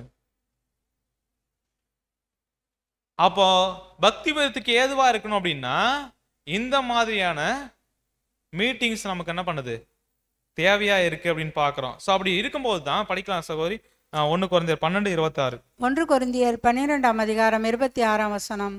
ஆதலால் ஒரு அவயவம் பாடுபட்டால் எல்லா அவயவங்களும் கூட பாடுபடும், ஒரு அவயவம் மகிமைப்பட்டால் எல்லா அவயவங்களும் கூட சந்தோஷப்படும். ஸோ நம்ம எல்லாருமே ஒரே சரீரம், இதுல அவயவங்களா இருக்கிறோம். அதுல ஒரு அவயவத்துக்கு பிரச்சனை அப்படின்னும் போது இன்னொரு அவயம் என்ன பண்ணும், கவலைப்படும். ஸோ அந்த ஒரு கவலை என்ன பண்ணும் அப்படின்னு பார்க்கும்போது அவங்களுக்காக ஜெபம் என்ன பண்ணும், ஏறெடுப்போம்னு பார்க்குறோம். ஸோ இந்த வகையான விஷயங்கள் இப்போ அடுத்ததான் பார்க்குற இந்த வசனம் நமக்குள்ள நிறைவேறணும் அப்படின்னா எப்படி நிறைவேறும் அப்படின்னு பார்க்கும்போது படிக்கலாம். யாக்கோபு 5:16. யாக்கோபு 5ஆம் அதிகாரம் 16ஆம் வசனம். ம் நீங்கள் சொஸ்தம் அடையும்படிக்கு ம். உங்கள் குற்றங்களை ஒருவருக்கொருவர் அறிக்கையிட்டு ம் ஒருவருக்காக ஒருவர் ஜெபம் பண்ணுங்கள். ம். நீதிமான் செய்யும் ஊக்கமான வேண்டுதல் மிகவும் பலனுள்ளதாய் So, இருக்கிறது. என்ன அப்படின்னு பார்க்கும்போது நம்ம சுஸ்தமாகணும் அப்படின்னா இது மாம்ச பலகீனம் எடுத்துக்கலாம், இல்லை வியாதின்னு எடுத்துக்கலாம், இல்லை நமக்குள்ள இருக்கக்கூடிய அந்த ஒரு அபூரணங்கள் என்ன பண்ணுது அப்படின்னு பார்க்கும்போது நம்ம ஒருத்தர்கிட்ட ஒருத்தர் அறிக்கை செஞ்சு அதுக்காக மற்றவங்க ஜெபம் பண்ணும்போது தேவன் என்ன பண்றாரு? அந்த ஜெபத்துக்கு பதில் கொடுக்கிறாரு. அப்ப இந்த வகையான ஏற்பாடுகள் இருக்கும்போது கண்டிப்பா ரொம்ப பலமுள்ளதா இருக்கு. ஒருத்தர் இன்னொருத்தருக்காக பண்ணக்கூடிய ஜெபம், அதுக்கான வாய்ப்புகள் இந்த மாதிரியான மீட்டிங்ல என்ன பண்ணுதுன்னா ஜெப கூட்டம் நடத்தும் போது என்ன ஆகுது? கிடைக்குதுன்னு பார்க்குறோம். ஸோ இந்த வகையான கூட்டங்கள் சகோதரர் ஏற்கனவே இதனுடைய தேவைகள் அவசியம் என்னன்றதையும் சொன்ன பார்த்தோம் நம்ம. அதே வகையில் இந்த பெரிய ஆராய்ச்சி வகுப்பு, அதே வகையில் சாட்சி கூட்டம், ஜெப கூட்டம், இந்த வகையான கூட்டங்களுடைய ஒரு மேன்மையை வந்து சகோதரர் வந்து ஒரு 2-3 லைன்ல சொல்றாங்க. அது எப்படி இருக்கு அப்படின்னு பார்க்கும்போது உண்மையாலுமே ரொம்ப ஆச்சரியப்படுற மாதிரி இருக்கு. அப்பனா அதனுடைய முக்கியத்துவம் எந்த அளவுக்கு இருந்துச்சுன்னா இந்த மாதிரியான வார்த்தைகளை சொல்வாங்க அப்படின்னு நம்ம பார்க்கலாம். படிக்கலாம் சகோதரி. நாம் எண்ணுகின்றோம், ஆ எங்கு நல்ல பெரிய ஆட்சி வகுப்புகளும் ம் சாட்சி கூட்டங்களும் சரியாய் நடத்தப்படுகின்றதோ ம் அங்கு பிரசங்கங்களை புது கீழே கீழே கீழே வந்துருங்க. பிரசங்கங்களை கேட்பதற்கு வாய்ப்பு இருந்தாலும் ஆ அல்லது இல்லாவிட்டாலும் ஆ நிச்சயமாய் ஆவிக்குரிய காரியங்களில் வளர்ச்சி காணப்படும். ஸோ சகோதரர் என்ன சொல்லிட்டாருன்னா கடைசியா எங்கெங்கெல்லாம் நல்ல பெரிய ஆராய்ச்சி வகுப்பு நடக்குதோ, பெரியன் ஸ்டடி மீட்டிங் வந்து எந்த எக்லிஷியால நல்லா பண்றாங்களோ, அடுத்தது சாட்சி கூட்டங்கள் எங்க சரியா நடத்துறாங்களோ அங்க நல்ல ஒரு ஸ்பீக்கர் இருந்தாலும் சத்தியம் பிரசங்கமா கேட்கறதுக்கான வாய்ப்புகள் இல்லைனாலும் அவங்க என்ன பண்ணுவாங்க அப்படின்னு பார்க்கும்போது நிச்சயமா ஆவிக்குரிய காரியங்கள் வளர்ச்சி என்ன பண்ணுமா? காணப்படுமா? ஸோ காணப்படும் அப்படின்னு நம்புறோம். அப்படின்னா இப்போ இவ்வளோ நேரம் பேசின காரியங்கள் நமக்கு என்ன பண்ணுது? நல்லா புரிஞ்சிருக்கு. ஏன்னா இதுதான் தேவனுக்கான அன்பும் சகோதரர் மேல இருக்கக்கூடிய அன்பும் பெருகிறதுக்கான வாய்ப்புகள் அதிகமாக என்ன பண்ணுது? நமக்கு உருவாக்கி கொடுக்குது. சத்தியத்தில் அதிகமாக நிற்கக்கூடிய ஒரு வாய்ப்பு நமக்கு என்ன பண்ண கிடைக்குது. அதனால பிரதர் சண்டே சர்வீஸ் என்ன பண்ணிடலாம்? கட் பண்ணிடலாம் பிரதர். பண்ணிடலாங்களா? இதான் என்ன அப்படின்னு பார்க்கும்போது எங்க பெரியன் ஸ்டடி நடக்குதோ, எங்க சாட்சி குடிகை நடக்குதோ, அங்க பிரசங்கிக்கிறதுக்கான வாய்ப்பு இருந்தாலும் இல்லாம போனாலும் நல்லா நிச்சயமா அந்த ஒரு எக்லீசியா நல்ல வளர்ச்சி அடையும் அப்படின்னு பார்க்குறோம். ஃபாரின் பிரதர்ஸ்லாம் அப்படிதான் பண்ணிட்டு இருக்கிறாங்க. அங்க பிரசங்கம் அப்படின்றது ரேர். அங்க எல்லாருமே என்ன பண்ணுவாங்கன்னா ஒரு டாபிக் செலக்ட் பண்ணிட்டு அவங்கவுங்க தியானிச்சுட்டு வருவாங்க. சத்தியத்தை வந்து பெரியன் ஸ்டடி மாதிரி என்ன பண்ணுவாங்க?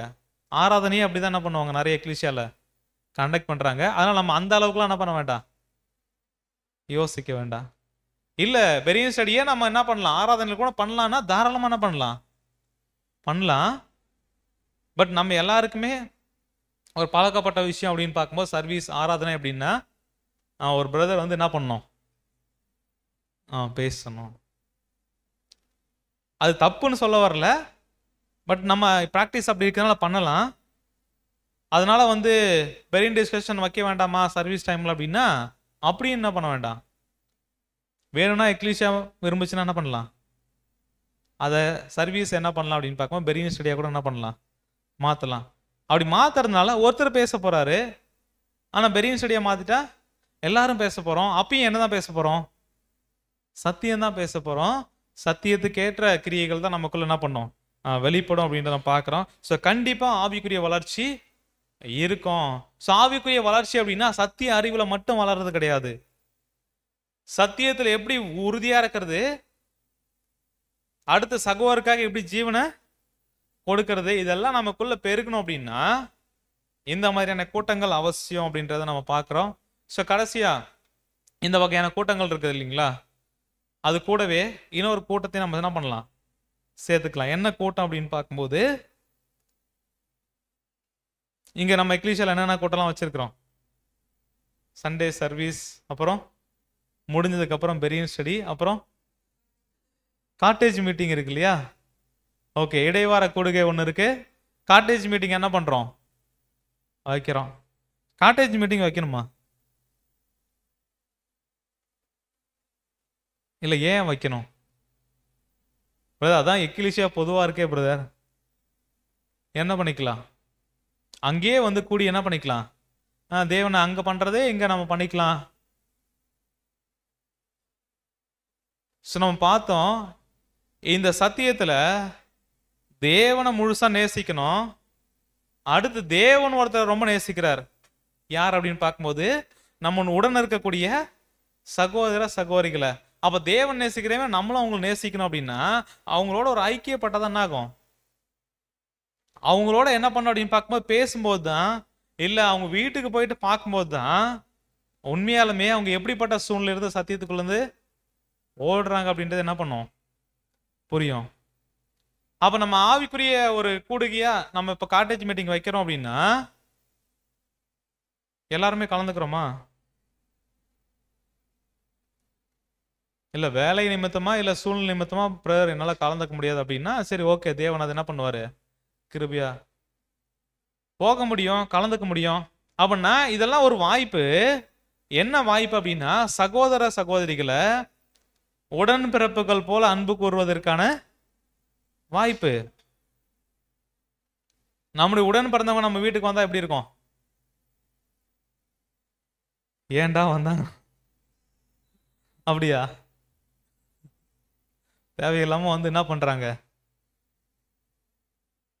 ஒருவேளை அந்த உடன்பிறப்புகள் மேலே அப்படி அன்பு இல்லை அப்படின்னா சகோதர சகோதரிகள் மேல வருமா அப்படின்றது ஒரு கேள்விக்குறிதான். என்ன அப்படின்னு பார்க்கும்போது அன்புக்குரிய சகோதர சகோதரிகளே, அப்படி இருக்குது அப்படின்னா சந்தோஷம் இருக்கு, மகிழ்ச்சி இருக்கு அப்படின்னா நம்ம வீட்டுக்கு, அதுவும் பரிசுத்தவான்கள் உடைய பாதம் நம்ம வீட்டுக்கு வந்து படுது அப்படின்னா அது எவ்வளவு பெரிய ஆசீர்வாதம்.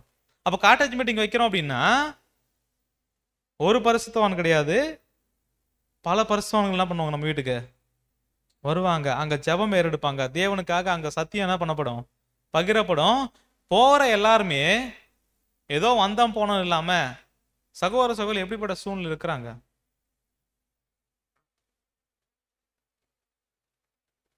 சத்தியத்துல நடக்காதபடிக்கு என் பார்க்குறோம் இல்லைங்களா, நிறைய தடைகள் இருக்கும் இல்லையா? அந்த மாதிரி தடைகள் அவங்களுடைய குடும்ப சூழ்நிலை ஏதாவது காணப்படுதா? ஒருவேளை காணப்பட்டுச்சு அப்படின்னா ஏதோ ஒரு வகையில ஏதோ ஒரு விதமான குறைகள் என்ன பண்ணும், இருக்கும். ஸோ அதை சப்போர்ட் பண்றது மூலமா எப்படி அவங்க சத்தியத்துக்குள்ள இன்னும் வைராக்கியமா ஓடுறதுக்கு நம்ம உதவி செய்யலாம். அந்த மாதிரிலாம் என்ன பண்ணலாம் பார்க்கலாம். இங்க வரும்போது நார்மலா எப்படி இருக்கீங்க பிரதர் அப்படின்னம்னா டிஃபால்ட்டா ஒரு ஆன்சர் நல்லா இருக்கும் பிரதர். உண்மையாலுமே நல்லாவே இருக்க மாட்டாரு, நல்லாவே இருக்க மாட்டாங்க சகோதரி. ஒரு ஃபார்மலாக நல்லா இருக்கீங்களா, சாப்பிட்டீங்களா, ஓகே. ஸோ அப்படின்றதோட இல்லாமல் ஒரு நெருக்கமாக பழகிறதுக்கான ஒரு வாய்ப்புகளை இந்த மாதிரி மீட்டிங் நடக்கிறது மூலம் என்ன ஆகுது, நமக்கு கிடைக்குது. அதே மாதிரி காட்டேஜ் மீட்டிங் அதை நம்ம என்ன பண்ணலாம், அதையுமே இன்னும் நம்ம ஐக்கியப்படுறதுக்கு சத்தியத்தில் ஒன்றா சேர்ந்து ஓடுறதுக்கு எதுவும் என்ன பண்ணலாம், நம்ம பயன்படுத்திக்கலாம், பிரயோஜனப்படுத்திக்கலாம்னு பார்க்குறோம். ஸோ அடுத்தது இன்னொரு கூட்டம் இருக்குது. அந்த கூட்டமும் நம்ம ரெகுலராக பண்ணிக்கிட்டு தான் இருக்கிறோம். என்ன கூட்டம் அப்படின்னு பார்த்தோன்னா காரிய கூட்டம். அது என்ன பிரதர் காரிய கூட்டம்? Business meeting. பிஸ்னஸ் மீட்டிங் நடக்குதுங்களா? எக்லீசியா பிஸ்னஸ் மீட்டிங் நடக்குதுங்களா? திடீர்னு வந்து பிரதர் வந்து என்ன பண்ணுவாங்க அப்படின்னு பார்க்கும்போது, பிரதர் அடுத்த மாதம் என்ன பண்ண போகிறோன்னா ஃபர்ஸ்ட் வீக்கா நம்ம பிஸ்னஸ் மீட்டிங் வைக்க போகிறோம் அப்படின்வாங்க. ஏன் பிரதர் தேவையில்லாமல் என்ன பண்ணுறீங்க? ஒன்றா பெரிய ஸ்டடின்றீங்க, அப்புறம் விட்னஸ் மீட்டிங் சாட்சி கொடுக்கன்றீங்க, அப்புறம் திடீர்னு பார்த்தா வந்து பிஸ்னஸ் மீட்டிங்ன்றீங்க. எனக்கு நிறைய பிஸ்னஸ் இருக்குது பிரதர். வந்தோமா, ஆராதனை அட்டன் பண்ணோமா, போனோமா, அதோட என்ன பண்ணிக்கலாம். என்ன அப்படின்னு பார்த்தோம்னா இந்த பிஸ்னஸ் மீட்டிங் யார் ஒருத்தர் தன்னுடைய தனிப்பட்ட வாழ்க்கை, தன்னுடைய குடும்பம் சார்ந்த விஷயத்துல ஒரு பொறுப்புள்ள கணவன், ஒரு பொறுப்புள்ள அப்பா இருக்கிறார் அப்படின்னா அந்த குடும்பத்துக்கு என்ன தேவை, அந்த குடும்பத்தை நடத்துறதுக்கு என்னென்ன சப்போர்ட் பண்ண முடியும் அப்படின்றத என்ன பண்ணுவார் அப்படின்னு பார்க்கும்போது பிளான் பண்ணி என்ன பண்ணுவார், சரியா நடத்துவார். அதே மாதிரி இந்த எக்லீசியா அப்படின்றது என்ன தெரியுங்களா? பெரிய குடும்பம். அது நம்ம வீடுன்றது மினி எக்லீசியா, சின்ன குடும்பம். எக்லீசியான்றது பெரிய குடும்பம். இந்த பெரிய குடும்பத்துக்கு தேவை இருக்கா இல்லையா? இருக்குங்களா இல்லையா? அதனால பிரதர் நீங்க என்ன சொல்ல வரீங்க அப்படின்றத நாங்க என்ன பண்றோம், புரிஞ்சுக்கிறோம். அப்படி இல்லை, தேவை இருக்கு அப்படின்னா என்ன பிரதான தேவை அப்படின்னு பார்க்கும்போது ஆவிக்குரிய தேவை. அதுக்காக தான் வந்திருக்கிறோம், இல்லை வேற எதுக்காக வந்திருக்குமா? ஆவிக்குரிய தேவை, ஆவிக்குரிய வாழ்க்கையில் நம்ம எப்படி வளர்ச்சி அடையலாம் அப்படின்றது எப்படி தான் தெரிஞ்சிக்க முடியும், இல்லை எப்படி தான் நம்ம அதை அதுக்கான ஏற்பாடுகளை செய்ய முடியும் அப்படின்னா இதுக்குன்னே கூட்டங்கள் நடத்தும் போது என்ன பண்ண முடியும், தெரிஞ்சிக்க முடியும். இப்போ பிஸ்னஸ் மீட்டிங்கோட நோக்கம் என்ன அப்படின்னு பார்க்கும்போது ஆவிக்குரிய தேவை இருக்கு நமக்கு, அதில் என்னென்ன பண்ணலாம். அடுத்து பூமிக்குரிய தேவை இருக்குது, அதில் என்னென்ன சப்போர்ட்டு பண்ணலாம். அதுக்கு இருக்கக்கூடிய ஒவ்வொருத்தருக்கும் பொறுப்பும் கடமைகளும் இருக்குது. அப்போ அதை நான் சரியாக புரிஞ்சிருக்கிறேன் அப்படின்னா இந்த ஒரு பிஸ்னஸ் மீட்டிங்கில் நான் என்ன பண்ணுவேன் அப்படின்னு பார்க்கும்போது என்னுடைய கடமைகளை பொறுப்புகளை உணர்ந்து அதுக்கு ஆவிக்குரிய தேவைகளை சந்திக்கிற விதத்தில் என்னெல்லாம் பண்ணலான்றதுக்கும் நான் சஜஷன் கொடுப்பேன். அடுத்து மாம்ச தேவைகளை சந்திக்கிறதுக்கு என்னோட சப்போர்ட் என்ன பண்ணுவேன், செய்வேன். ஸோ ஏன் அப்படின்னு பார்த்தோம்னா நமக்கான தேவைகளை என்ன வேணும் அப்படின்றத நம்ம எல்லாருமே என்ன பண்ணுமா, கலந்து ஆலோசிக்கக்கூடிய ஒரு மீட்டிங் தான் பிஸ்னஸ் மீட்டிங். அதனால அந்த பிஸ்னஸ் மீட்டிங்ல என்ன பண்ணலாம் அப்படின்னு பார்க்கும்போது காரியங்கள் கலந்து ஆலோசிக்கப்படும் போது ஒருவேளை நாம அது விருப்பத்துக்காக தெரிவிக்காம நம்ம இல்லை அப்படின்னா என்ன ஒரு விஷயத்தை நான் வெளிக்காமிக்கிறேன் அப்படின்னா எனக்கான கடமை எனக்கான பொறுப்புகள் இருந்து நான் என்ன பண்ணிக்கிறேன், விளைவிக்கிறேன் பிரதர். எனக்கு என்ன பொறுப்பு அப்படின்னு பார்க்கும்போது சண்டே ஆனால் என்ன பண்ணணும், சர்வீஸுக்கு வரணும். அது முடிஞ்சதுன்னா என்னுடைய கடமை என்னாச்சு, முடிஞ்சிருச்சு. ஸோ என்ன அப்படின்னு பார்க்கும்போது இந்த ஆவிக்குரிய வாழ்க்கையை சரியா புரிஞ்சுக்கிட்டு இந்த அர்ப்பணிப்பின் வாழ்க்கையில தேவன் வர மாதிரி வாழ்றவங்க எப்படிதான் இருப்பாங்க அப்படின்னா குடும்பத்துல எப்படிப்பட்ட ஒரு பொறுப்பு நமக்கு இருக்கோ அதே விதமான பொறுப்பு எங்க இருக்கு, எக்லீசியா ஐக்கியத்தில் இருக்குன்றதை புரிஞ்சுக்கலாம். இப்ப காரிய கூட்டம் நடத்துவதற்கான தேவைகள் என்னென்ன தேவை அப்படின்னு பார்க்கும்போது ஃபர்ஸ்ட் தேவை என்ன அப்படின்னு பார்க்கும்போது நாம எல்லாருமே இருக்கணும். முதலாவது தேவை அதுதான், எல்லாருமே இருக்கணும். எல்லாருமே ஆவிக்குரிய வாழ்க்கைக்கு என்ன தேவைன்றது என்ன பண்ணும், விருப்பத்தை தெரிவிக்கணும். அது தேவ சித்தமா இருக்கிறது என்ன ஆகும், எல்லாருடைய ஒப்புதலும் கிடைக்கும் போது என்ன ஆகும், அது நடைபெறும். ஸோ அப்படி இருக்கும்போது எல்லாருமே தேவை. அடுத்து அதுக்கான நேரம் கண்டிப்பா என்ன பண்ணணும், கொடுக்கணும். அடுத்தது மூன்றாவது ஒரு தேவை என்ன அப்படின்னு பார்த்தோம்னா தெளிந்த சிந்தை. இது ரொம்ப அவசியம். அந்த தெளிந்த சிந்தை அப்படின்றது அதுக்குள்ள என்ன இருக்கணும் அப்படின்னு பார்த்தோம்னா அவனவன் தனக்கானவைகளை மாத்திரமல்ல என்ன பண்ணணும் அப்படின்னு பார்க்கும்போது பிறருக்கானவங்களை என்ன பண்ணுமா, நோக்கணுமா. ஸோ கிறிஸ்து இயேசுல இருந்த சிந்தையே நமக்குள்ள இருந்துச்சு அப்படின்னா நம்ம சுயநலமா எந்த விதமான கேள்வியும் பிசினஸ் மீட்டிங்ல என்ன பண்ண மாட்டோம், வைக்க மாட்டோம். மாறாக நம்முடைய புது சிருஷ்டி வளர்ச்சிக்கு எதுவா இருக்கணும், அடுத்த மாதிரி சகோதர சகோதரி வளர்ச்சிக்கு எதுவா என்ன பண்ணணும், இருக்கணும். அப்படிப்பட்ட காரியத்தை என்ன பண்ணுவோம் அப்படின்னு பார்க்கும்போது நான் கலந்து ஆலோசிக்க பிரயாசப்படுவேன். ஸோ அந்த காரிய கூட்டம் நடத்துகிற விதங்கள் எப்படி நடத்தணும் அப்படின்னு பார்க்கும்போது இந்த பிஸ்னஸ் மீட்டிங் மாதம் மாதமும் வைக்கலாம். அட்லீஸ்ட் என்ன பண்ணணும்னா 3 மாதத்துக்கு ஒரு முறை என்ன பண்ணணும், வைக்கணும். ஒரு குவார்டர், அதாவது என்ன அப்படின்னு பார்க்கும்போது ஒரு காலாண்டுக்கு ஒரு தடவை என்ன பண்ணணும் நடத்தணும். அப்படின்னா 3 மாதத்துக்கு ஒரு தடவை என்ன பண்ணணும்னா இந்த பிஸ்னஸ் மீட்டிங் வைக்கணும். அங்கே என்ன பண்ணணும் அப்படின்னு பார்க்கும்போது ஊழிய அறிக்கை என்ன பண்ணணும், தாக்கல் செய்யணும். என்ன விதமான ஊழியம் நம்ம பண்ணிக்கிட்டு இருக்கிறோம். அடுத்தது ஒவ்வொரு ஊழியத்துக்கும் சபையில் பொறுப்பு கொடுத்துருப்போம்ல, ஒருத்தர் லைப்ரரி இன்சார்ஜு, ஒருத்தர் அக்கௌண்ட்டு மெயின்டெனன்ஸு. ஸோ அதுக்கப்புறம் இந்த ஒரு அரேஞ்ச்மெண்ட்டுக்கான ஒவ்வொருத்தரும் ஒவ்வொரு விதமான பொறுப்புகளை கொடுத்துருப்போம். இப்போ ஒரு அக்கௌண்ட்ஸ் ஒருத்தர் மெயின்டைன் பண்ணுறாரு அப்படின்னா அவர் என்ன பண்ணணும், எவ்வளோ வரவு எவ்வளோ செலவாயிட்டு இருக்குது, தேவனுடைய ஊழியத்துக்காக என்னென்னலாம் செலவு பண்ணுறோம் அப்படின்றத என்ன பண்ணணும் அப்படின்னு பார்க்கும்போது சபை முன்னாடி அறிவிக்கும் போது தான் ஒருவேளை இந்த ஒரு விஷயம் நடக்கல அப்படின்னா எக்லீசியாவுக்கு இவ்வளவு தேவை இருக்குன்றது யாருக்கு எப்படி தெரியும்? அப்ப நமக்கு அதுல பங்கு இருக்கு அப்படின்னா அந்த பங்கை எப்படி நிறைவேற்ற முடியும்? ஸோ அப்படின்ற விஷயங்கள் என்ன ஆகும் அப்படின்னு பார்க்கும்போது வெளி காமிக்கும். எந்தெந்த பொறுப்புல எந்தெந்த ஊழியர் செய்யறாங்களோ அவங்களே வந்து அறிக்கை தாக்கல் செஞ்சாங்கன்னா அது நல்லாவே என்ன பண்ணும் இருக்கும். ஸோ அடுத்த நம்ம பார்க்கும்போது ஒவ்வொருத்தரும் என்ன பண்ணலாம், கருத்துக்களை பரிமாறலாம்.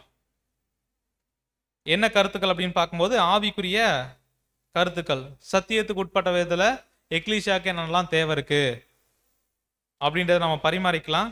ஸோ ஒரு சில விஷயங்கள் ஒரு சில சூழ்நிலைகளில் இதை நம்ம என்ன பண்ண முடியாதுன்னா அவாய்ட் பண்ண முடியாது. என்ன அப்படின்னு பார்த்தோம்னா, இந்த சத்தியத்தில் வீக்காக இருக்கிற ஒரு சகோதரன் இல்லை சகோதரி என்ன பண்ணுவாங்கன்னா, திடீர்னு பார்த்தோம்னா ஏதாவது ஒரு காரியத்தை என்ன பண்ணுவாங்க, அதாவது வளர்ச்சிக்கு எதுவாக இருக்கிறத விட ஏதோ பிரச்சனைகளை தூண்டுற மாதிரி என்ன பண்ணுவாங்க, ஒரு பாயிண்ட் எடுத்து எக்லீசியா முன்னாடி போட்டுருவாங்க. அதனால சொல்லிட்டாங்கன்றதுனால அதையும் டிஸ்கஸ் பண்ணலாமா?